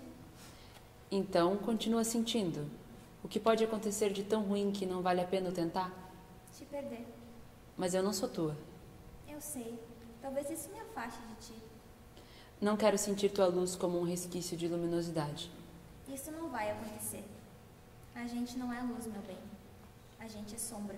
As sombras que mantêm a postura de duelo disparam uma contra a outra num som alto. De volta para a Torre da Luneta. O que você quer de mim? Conhecimento. Bélico. É uma palavra bonita, né? Bélico. Me lembra belo. Não te soa uma palavra bonita? Demais até. Mas as piores atrocidades se escondem em belas formas e ideias falsas. Não essa. É tudo uma questão de liberdade de escolha.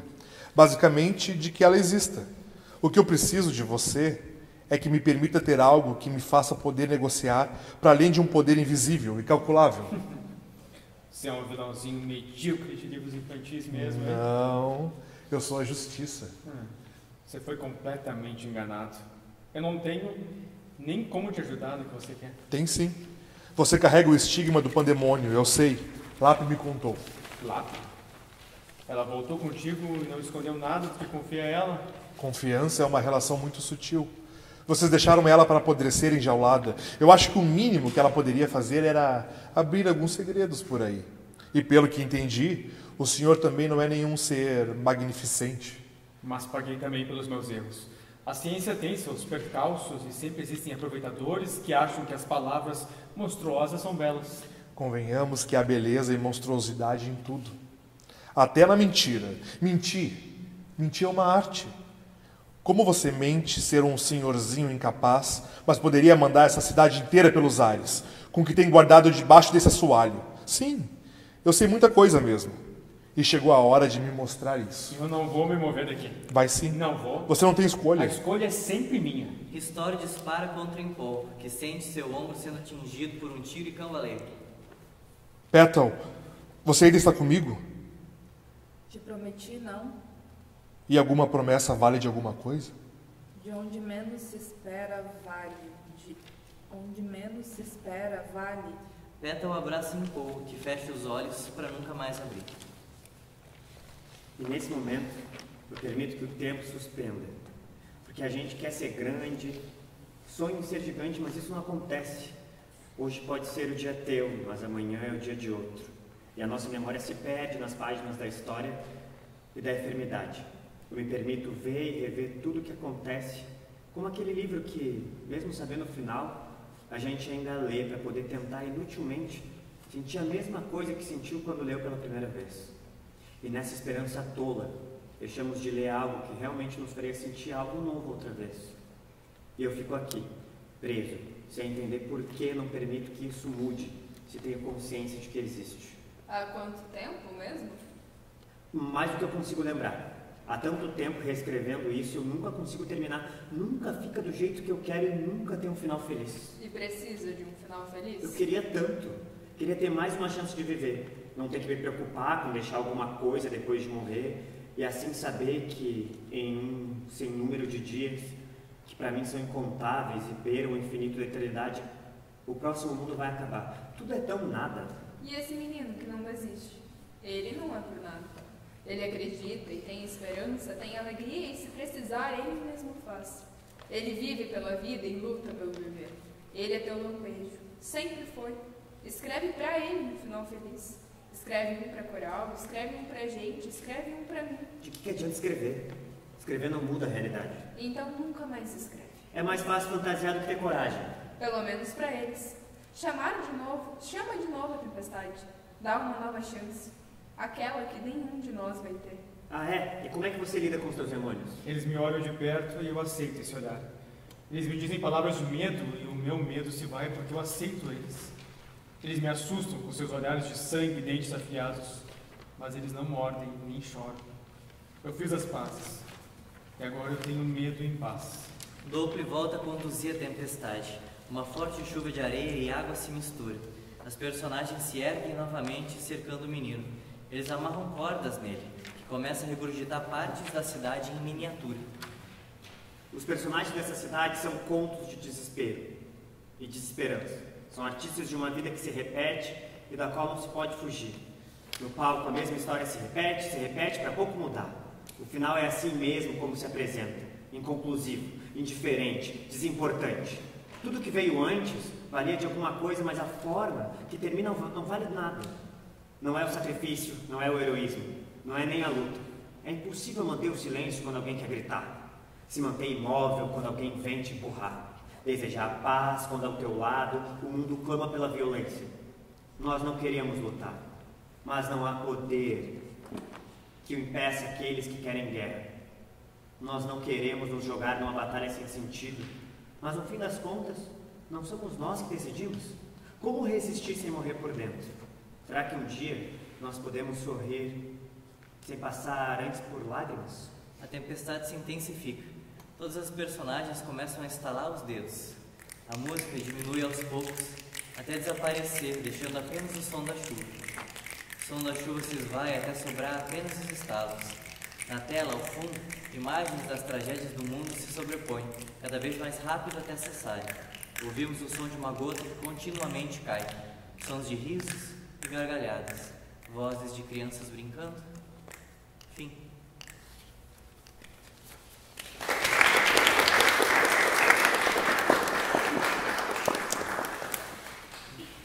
É um faroeste, eu lembrei disso também, não sei se a gente tinha comentado. Não. Mas é basicamente um faroeste. Os estalinhos que faz a chuvinha. Mas enfim. Cansei. Gente, é isso, esse rascunho de peça que estávamos desenvolvendo desde 2016, 14, 15, 17, 18, 20, 19. E fica aberto também a comentários, ou inclusive da gente aqui, né, que lemos pela primeira vez, agora pela segunda, né, também tendo alguma percepção. Aproveitar só, conversar um pouco sobre, comentar um pouco sobre. Quem tiver alguma contribuição, alguma vontade, Virgílio também, por favor, fique à vontade. Estava ali com coisas. Mas enfim. Anotando, né? As anotações. Fica aberto a comentários, quem quer comentar alguma coisa.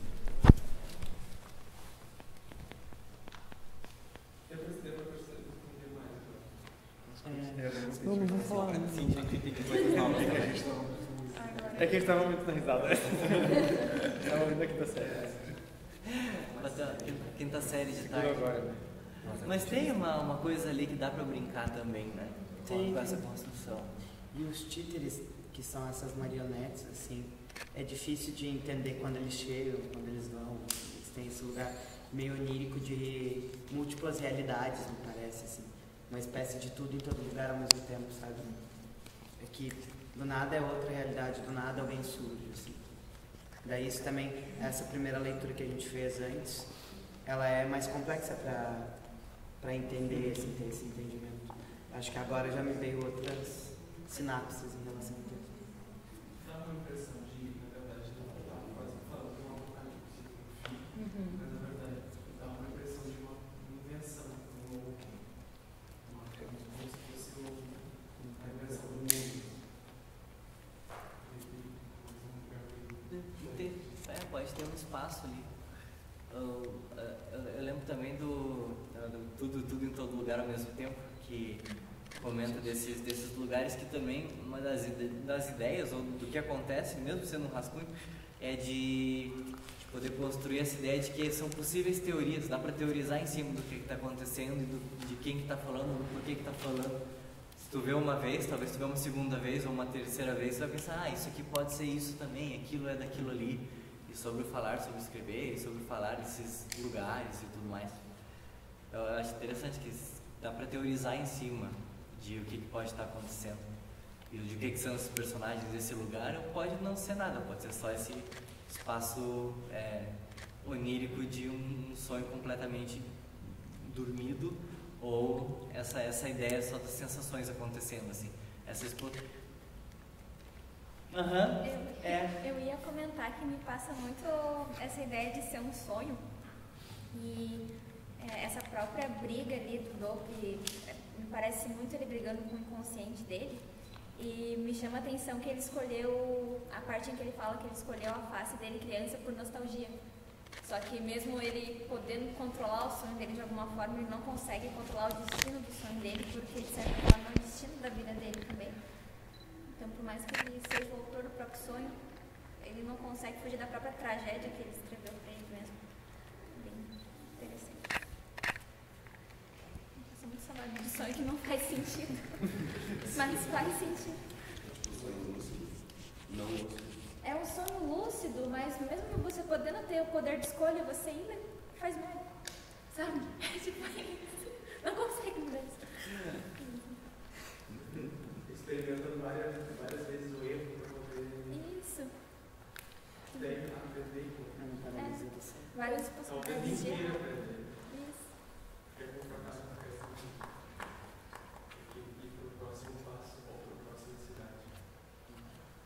Uma coisa que eu sinto, que eu acho que a gente está numa experiência diferente, mas eu acho que ia complementar muito.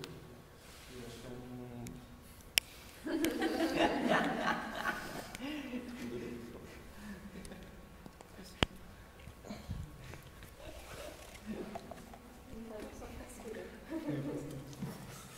Tem uma coisa que eu sinto que ia complementar muito esse espetáculo que vai, eu acho, é a música, a musicalidade. Agora, nessa última, e eu acho que é uma intenção tua quando tu criou o texto também, que a gente já falou sobre isso, agora me deu a impressão de que ele rege uma grande orquestra. Então, Doppler, ele está criando um mundo, e de tempos em tempos eu imagino ele vindo para o palco e essa grande orquestra aparece. E aí começa um mundo. Acho que isso traz um peso que está... Não que não tenha peso, né? Mas parece que a música traria um peso importante para explicar o espetáculo. Ele tem esse espaço tu tem nos musicais, tu tem os solos, tu tem os diálogos, as coisas, e a ideia desse aqui seria que ele não tivesse solos, que sempre que houvesse alguma canção, alguma música, fosse todos os títeres que estão fora de cena cantando isso, e nunca quem está em cena cante isso. Então é sempre a música, ela vira um estofado, sei lá, uma parede que condensa e pressiona o centro. Né? Então tu tem a musicalidade dos títeres presos, pressionando aquele centro como um pedido até de serem soltos, né? De nos tragam de novo para o centro, para a gente poder existir. Enquanto eles não existem, eles pressionam com esse volume sonoro, assim, que é uma pressão atmosférica a partir da música. Eu imagino que o texto, ele tem uma imaginando, né? Uma progressão diferente do início para o fim. Mas para o fim ele vai ficando mais rápido, eu tenho essa impressão. Ele vai se atropelando, daqui a pouco eles até esquecem a lógica de ouvir um ao outro. Eu estou lançando para fora, tá? Não sei se pode falar isso agora. De dar espaços diferentes acontecendo em paralelo e... Daqui a pouco um fala do outro sem querer, porque eles são um personagem só, né? E tudo vai levando ao mesmo extremo, né? Que é uma guerra, então tudo vai... É uma guerra. E a gente é uma guerra, né? Isso. E a orquestra é uma outra guerra. E eu acho que tinha que ter uma orquestra. É sobre isso. Bem baratinho, bem possível. Mas bem vendável.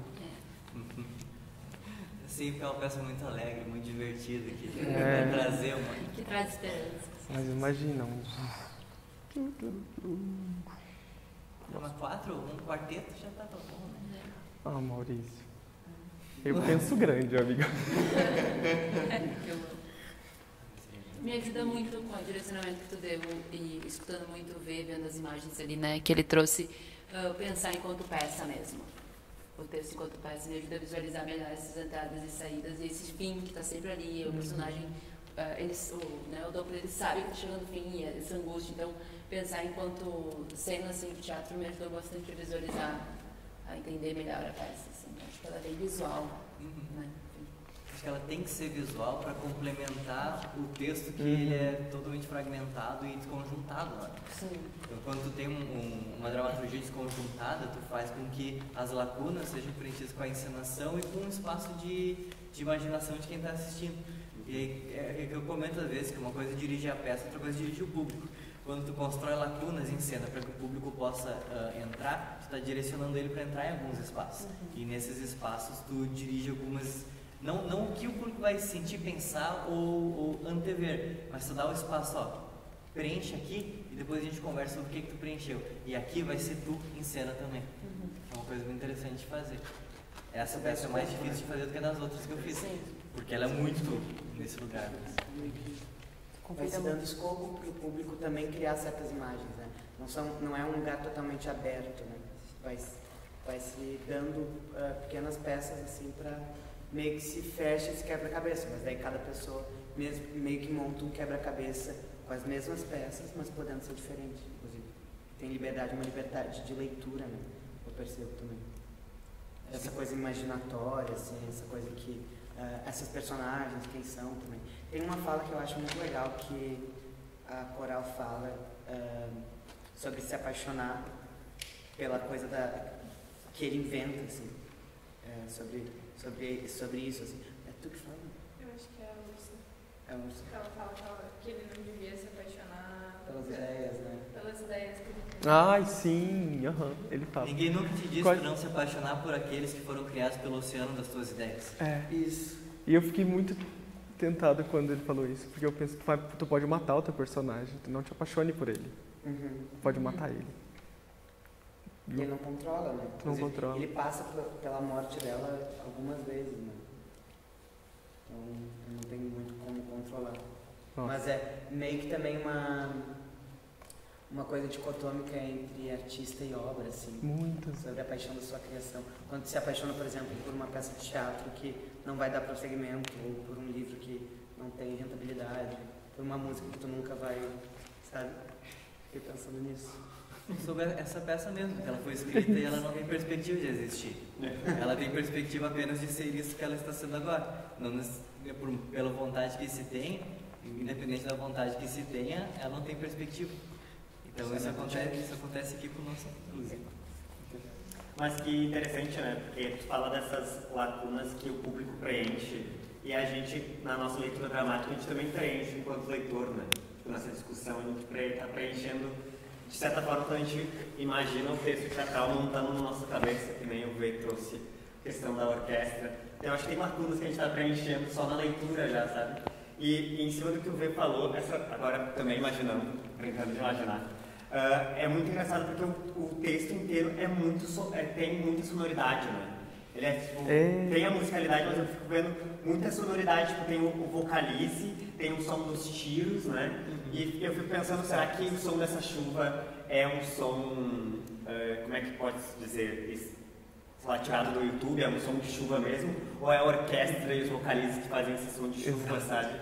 Será que o som dos tiros são tiros mesmos ou são os instrumentos que fazem a orquestra? O som dos tiros? E tem umas partes vai ter que ter uma orquestra. Vai ter que umas 25 pessoas só de orquestra. Tranquilo, bem. Que são as quebras das cenas que são dadas pelas músicas, né? Às vezes tem uma música que troca a cena e às vezes até o caos que está trocando a cena, né? Do nada entra o personagem do Dummy pelos tiros e isso vai dando um certo ritmo, assim. Não sei, da minha perspectiva fui vendo desse jeito, assim, muito interessante. Orça uma orquestra. Daí ano que vem a gente... Fala com a USP. Tá ali, vocês são tudo amigos. Vocês são tudo parceria com a orquestra de sopros aqui? Sopro. Mal. Pior que é legal mesmo. Eu tava lembrando do mesmo que tu falou de não se apaixonar pelas personagens. Logo, uma das primeiras falas do Dope nós somos personagens suicidas de 90 minutos em cena. Que é o tempo que nós temos para existir, né? Daqui pra diante, as mentiras que serão contadas por personagens suicidas de seus 90 minutos de vida em cena serão mais pura verdade. Tu falou literalmente perspectiva igualzinho. Parece que foi tu que escreveu isso. Eu tava lendo aqui, né? Também facilita o texto. Mas é que é nesse lugar, né, também, que o ator, a atriz, tá trazendo esse personagem à vida pelo tempo que ele tem, e no momento em que tu começa a atuar nele, tu já sabe que ele vai acabar. Então, toda vez que a gente começa a atuar, a gente está suicidando um personagem porque a gente sabe que ele vai acabar. Mesmo nesse caso, todos morrem de fato, mas... Ou nascem, né? Gente, sim, todos abraçados. Tchau, Dete. Tchau, Dete. Faça comentários. Vai. Não? Tá bom. Embora ele tá dispensando. Foi lindo, adorei.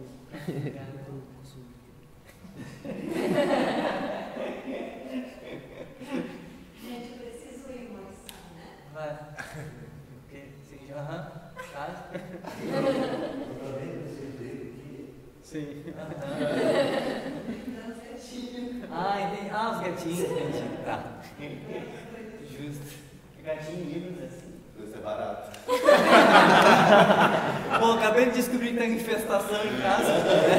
Então, tudo bem. Aqui, ó. É o... Qual é o S?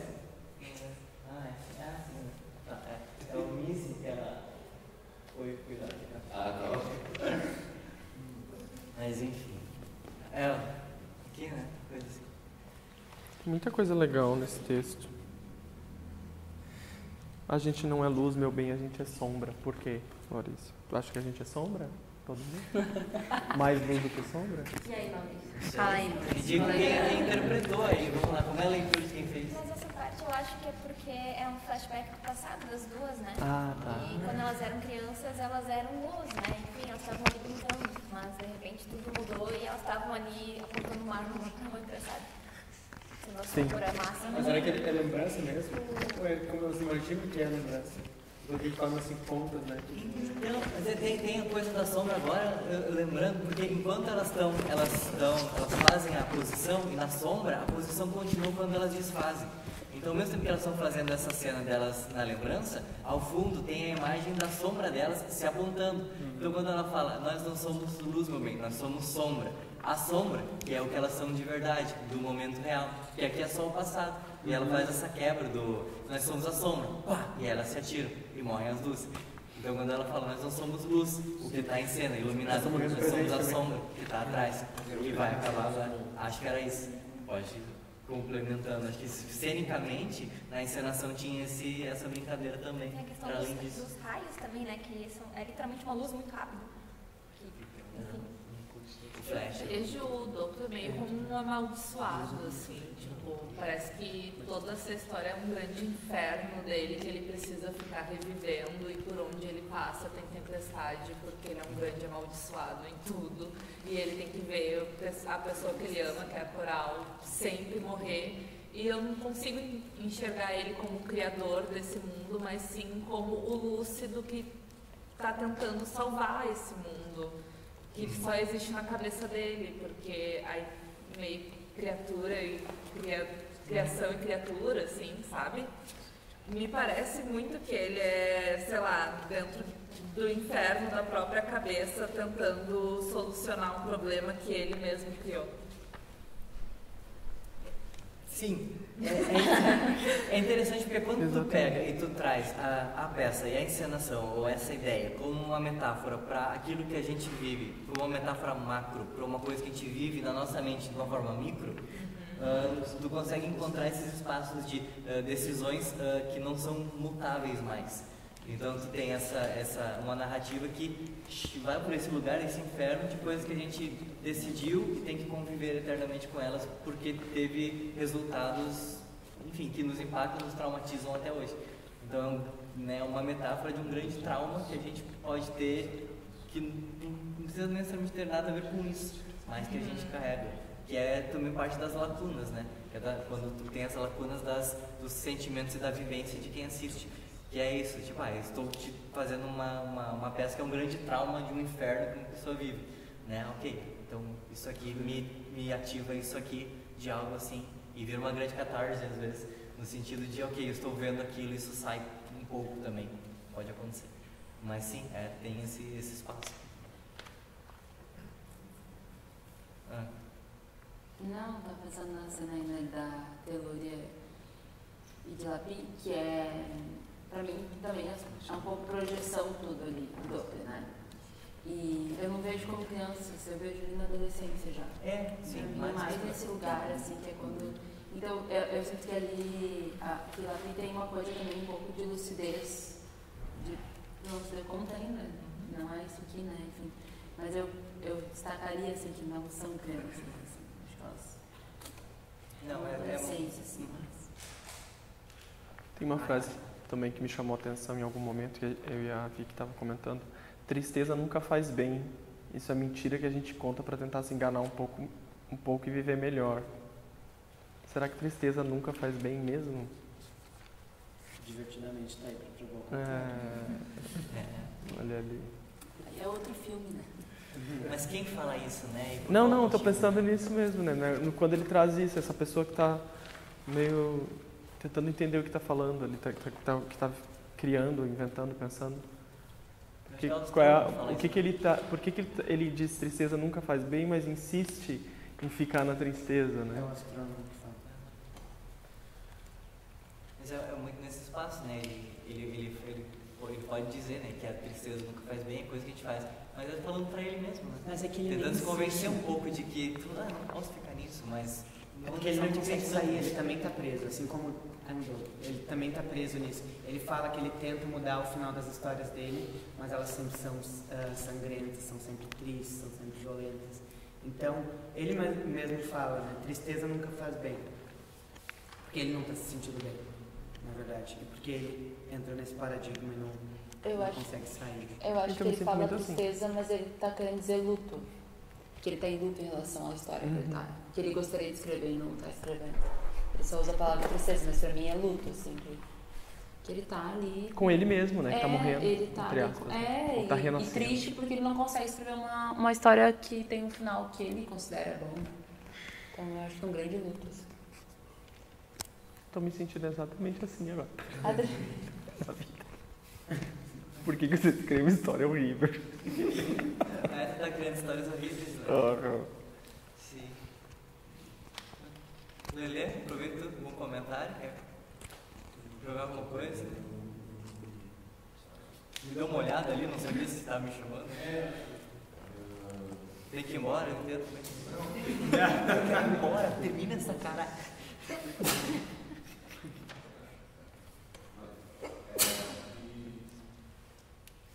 Isso me passa um pouco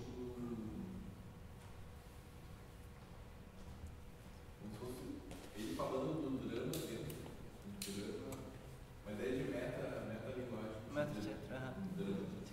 Meta-drama. Acho que eu estava estudando isso, inclusive, quando comecei a escrever o meta-teatro, né? A gente falava sobre, né? A gente falou bastante sobre, conversou bastante sobre isso. Tem isso, e essa parte falaram bastante do onírico, né? Como se fosse... A peça tem disso, como se fosse... O onírico também como se fosse uma dimensão mais... como se fosse o teatro o surrealismo, o teatro de uma coisa mais... É interessante explorar, tem a ver com essa estética das fumaças, para ir num outro campo, numa outra dimensão. Aonde passa, né, a atmosfera da Terra. Interessante. E fica um pouco, na minha visão, um pouco lá do que está tudo passando dentro da cabeça dele, hoje é um lugar assim mais. Que é mar, que é de sonhos.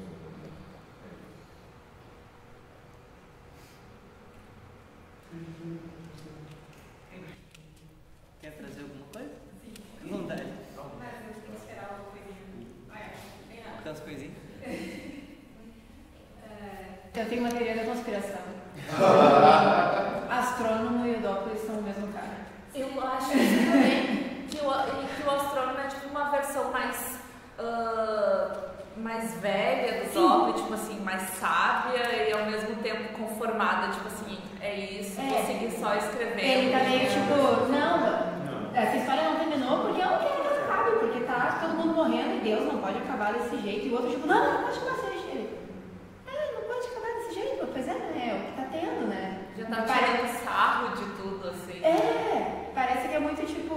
dois estão conversando com o outro sobre a história que eles criaram, estão tentando chegar numa conclusão junto dos personagens, mas a história está seguindo rolando igual enquanto eles estão ali.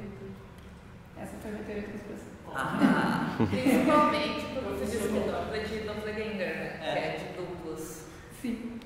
Mas sim, são, né, pelo menos na ideia ali, que eles seriam os personagens duplos mesmo.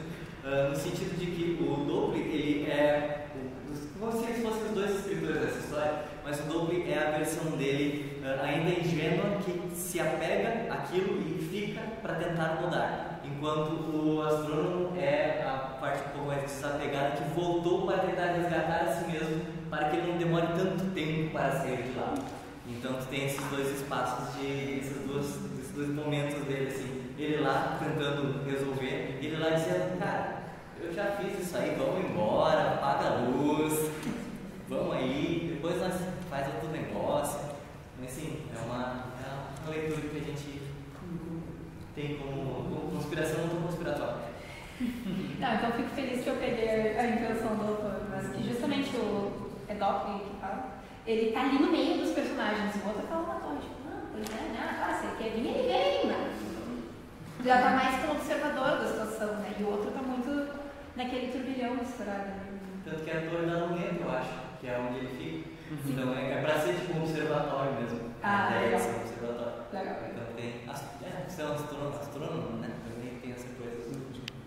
E ele fala, né, que quando ele morre, as estrelas param de existir. É como se ele fosse tipo esse grande universo, só existe por causa dele. E ele ainda insiste em voltar ali pra ver se ele consegue diminuir o tempo. Tô próprio meio de Nazaré.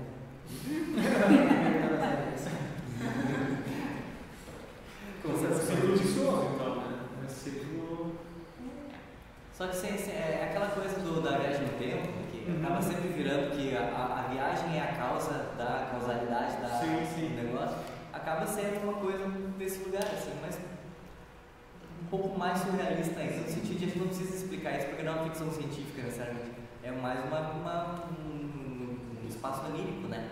Então a gente não traz essa explicação necessariamente para que ela faça sentido, mas mais como um complemento do discurso, da ideia, das possibilidades que um fala, que o outro fala, né? Esses dois lugares.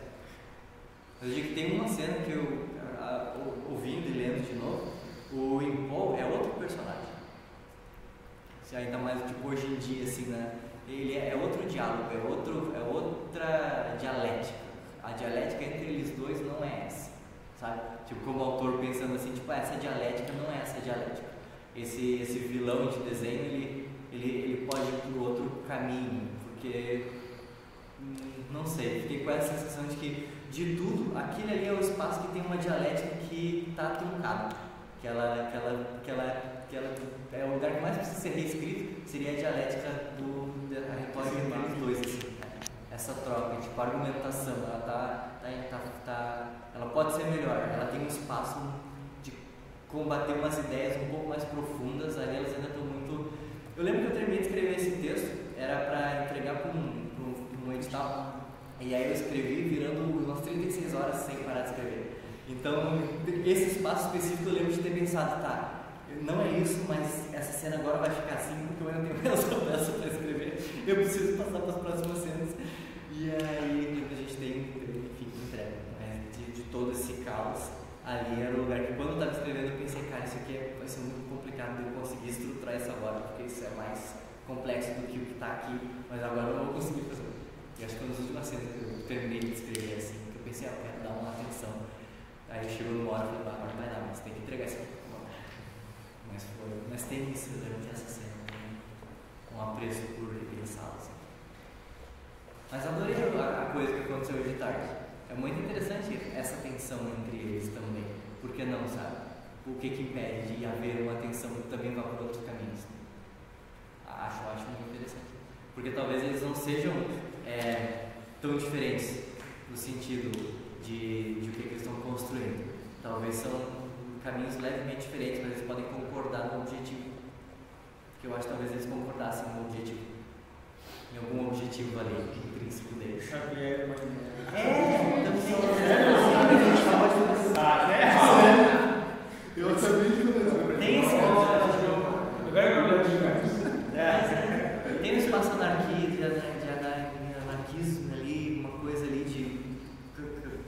paz, de guerra, de revolta, de como, sabe, de o que é a ilusão que a gente cria do dinheiro, da economia das coisas, sabe, de o quanto é a nossa ética dentro das coisas. Enfim, tem um espaço ali muito de se colocar, dos preconceitos das coisas, tem um espaço muito. Eu gosto daquele lugar, desses personagens, acho que eles são mal explorados. Autocríticos, acho que explorei mal esses personagens. Você já tem, né?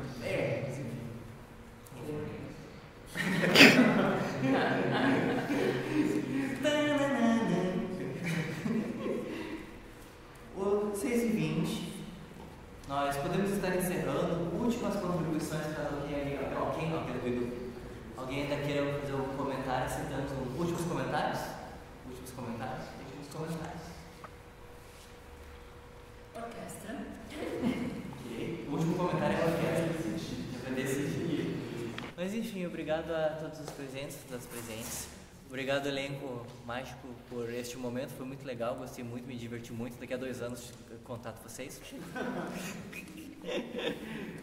E é isso, encerramos aqui o nosso segundo dia de 4? São 4 dias da mostra, que ainda terá novas coisas que vão acontecer, a gente só não sabe o que vai ser ainda. Tirando a peça de vocês, que a peça de vocês vai acontecer. Então, eu falei. Então, dia 29 de setembro, teremos. Amanhã foi um dia lindo e ontem será maravilhoso. Em cartaz aqui. E outras coisas que descobriremos com o passar do tempo. Forte abraço a todo mundo. Fala, Virgílio. Não? Você sugeriu de explicar sobre o edital e por que está aqui. Verdade, né? O edital é um apoio do Funcultura, que é o Fundo de Apoio à Cultura de Novo Hamburgo. É um edital público que a gente se inscreveu, pontuou, ficou dentro da pontuação, né, necessária para ser contemplado, e estamos executando estamos executando este projeto com dinheiro público. E quentinho que tá, essa impressão tá quentinha ainda, gente. Eu acho que é porque não tá frio. Estamos executando isso com dinheiro público do município que fez com que isso pudesse estar acontecendo e ainda acontecerá no próximo mês. Fundo de Apoio à Cultura, muito importante. É isso aí. Vai ter essa leitura de novo? Não, vai ter só as Tudo bem. sketches, as outras sketches. Da manhã. Faltou um pedacinho, tem que refazer com você. Talvez da máquina. Rapidinho. Talvez, não sei. Só ele foi trocar a bateria e deu um puff. Eles estão debatendo aí? Oi? Ah, não. Aplausos? É finalizado? Finalizado. Aplausos. Podem aplaudir, né? Famoso. Às vezes a gente avisa, podem. Tu quer perguntar antes? Oi? Fica com meus textos pra eu não ter que perder. Sim, eu devolvo o texto para que vocês não percam de novo. Crítica social. Bota na Eu está aqui. Menos os que tu já tinha. O jogo que ele não perdeu.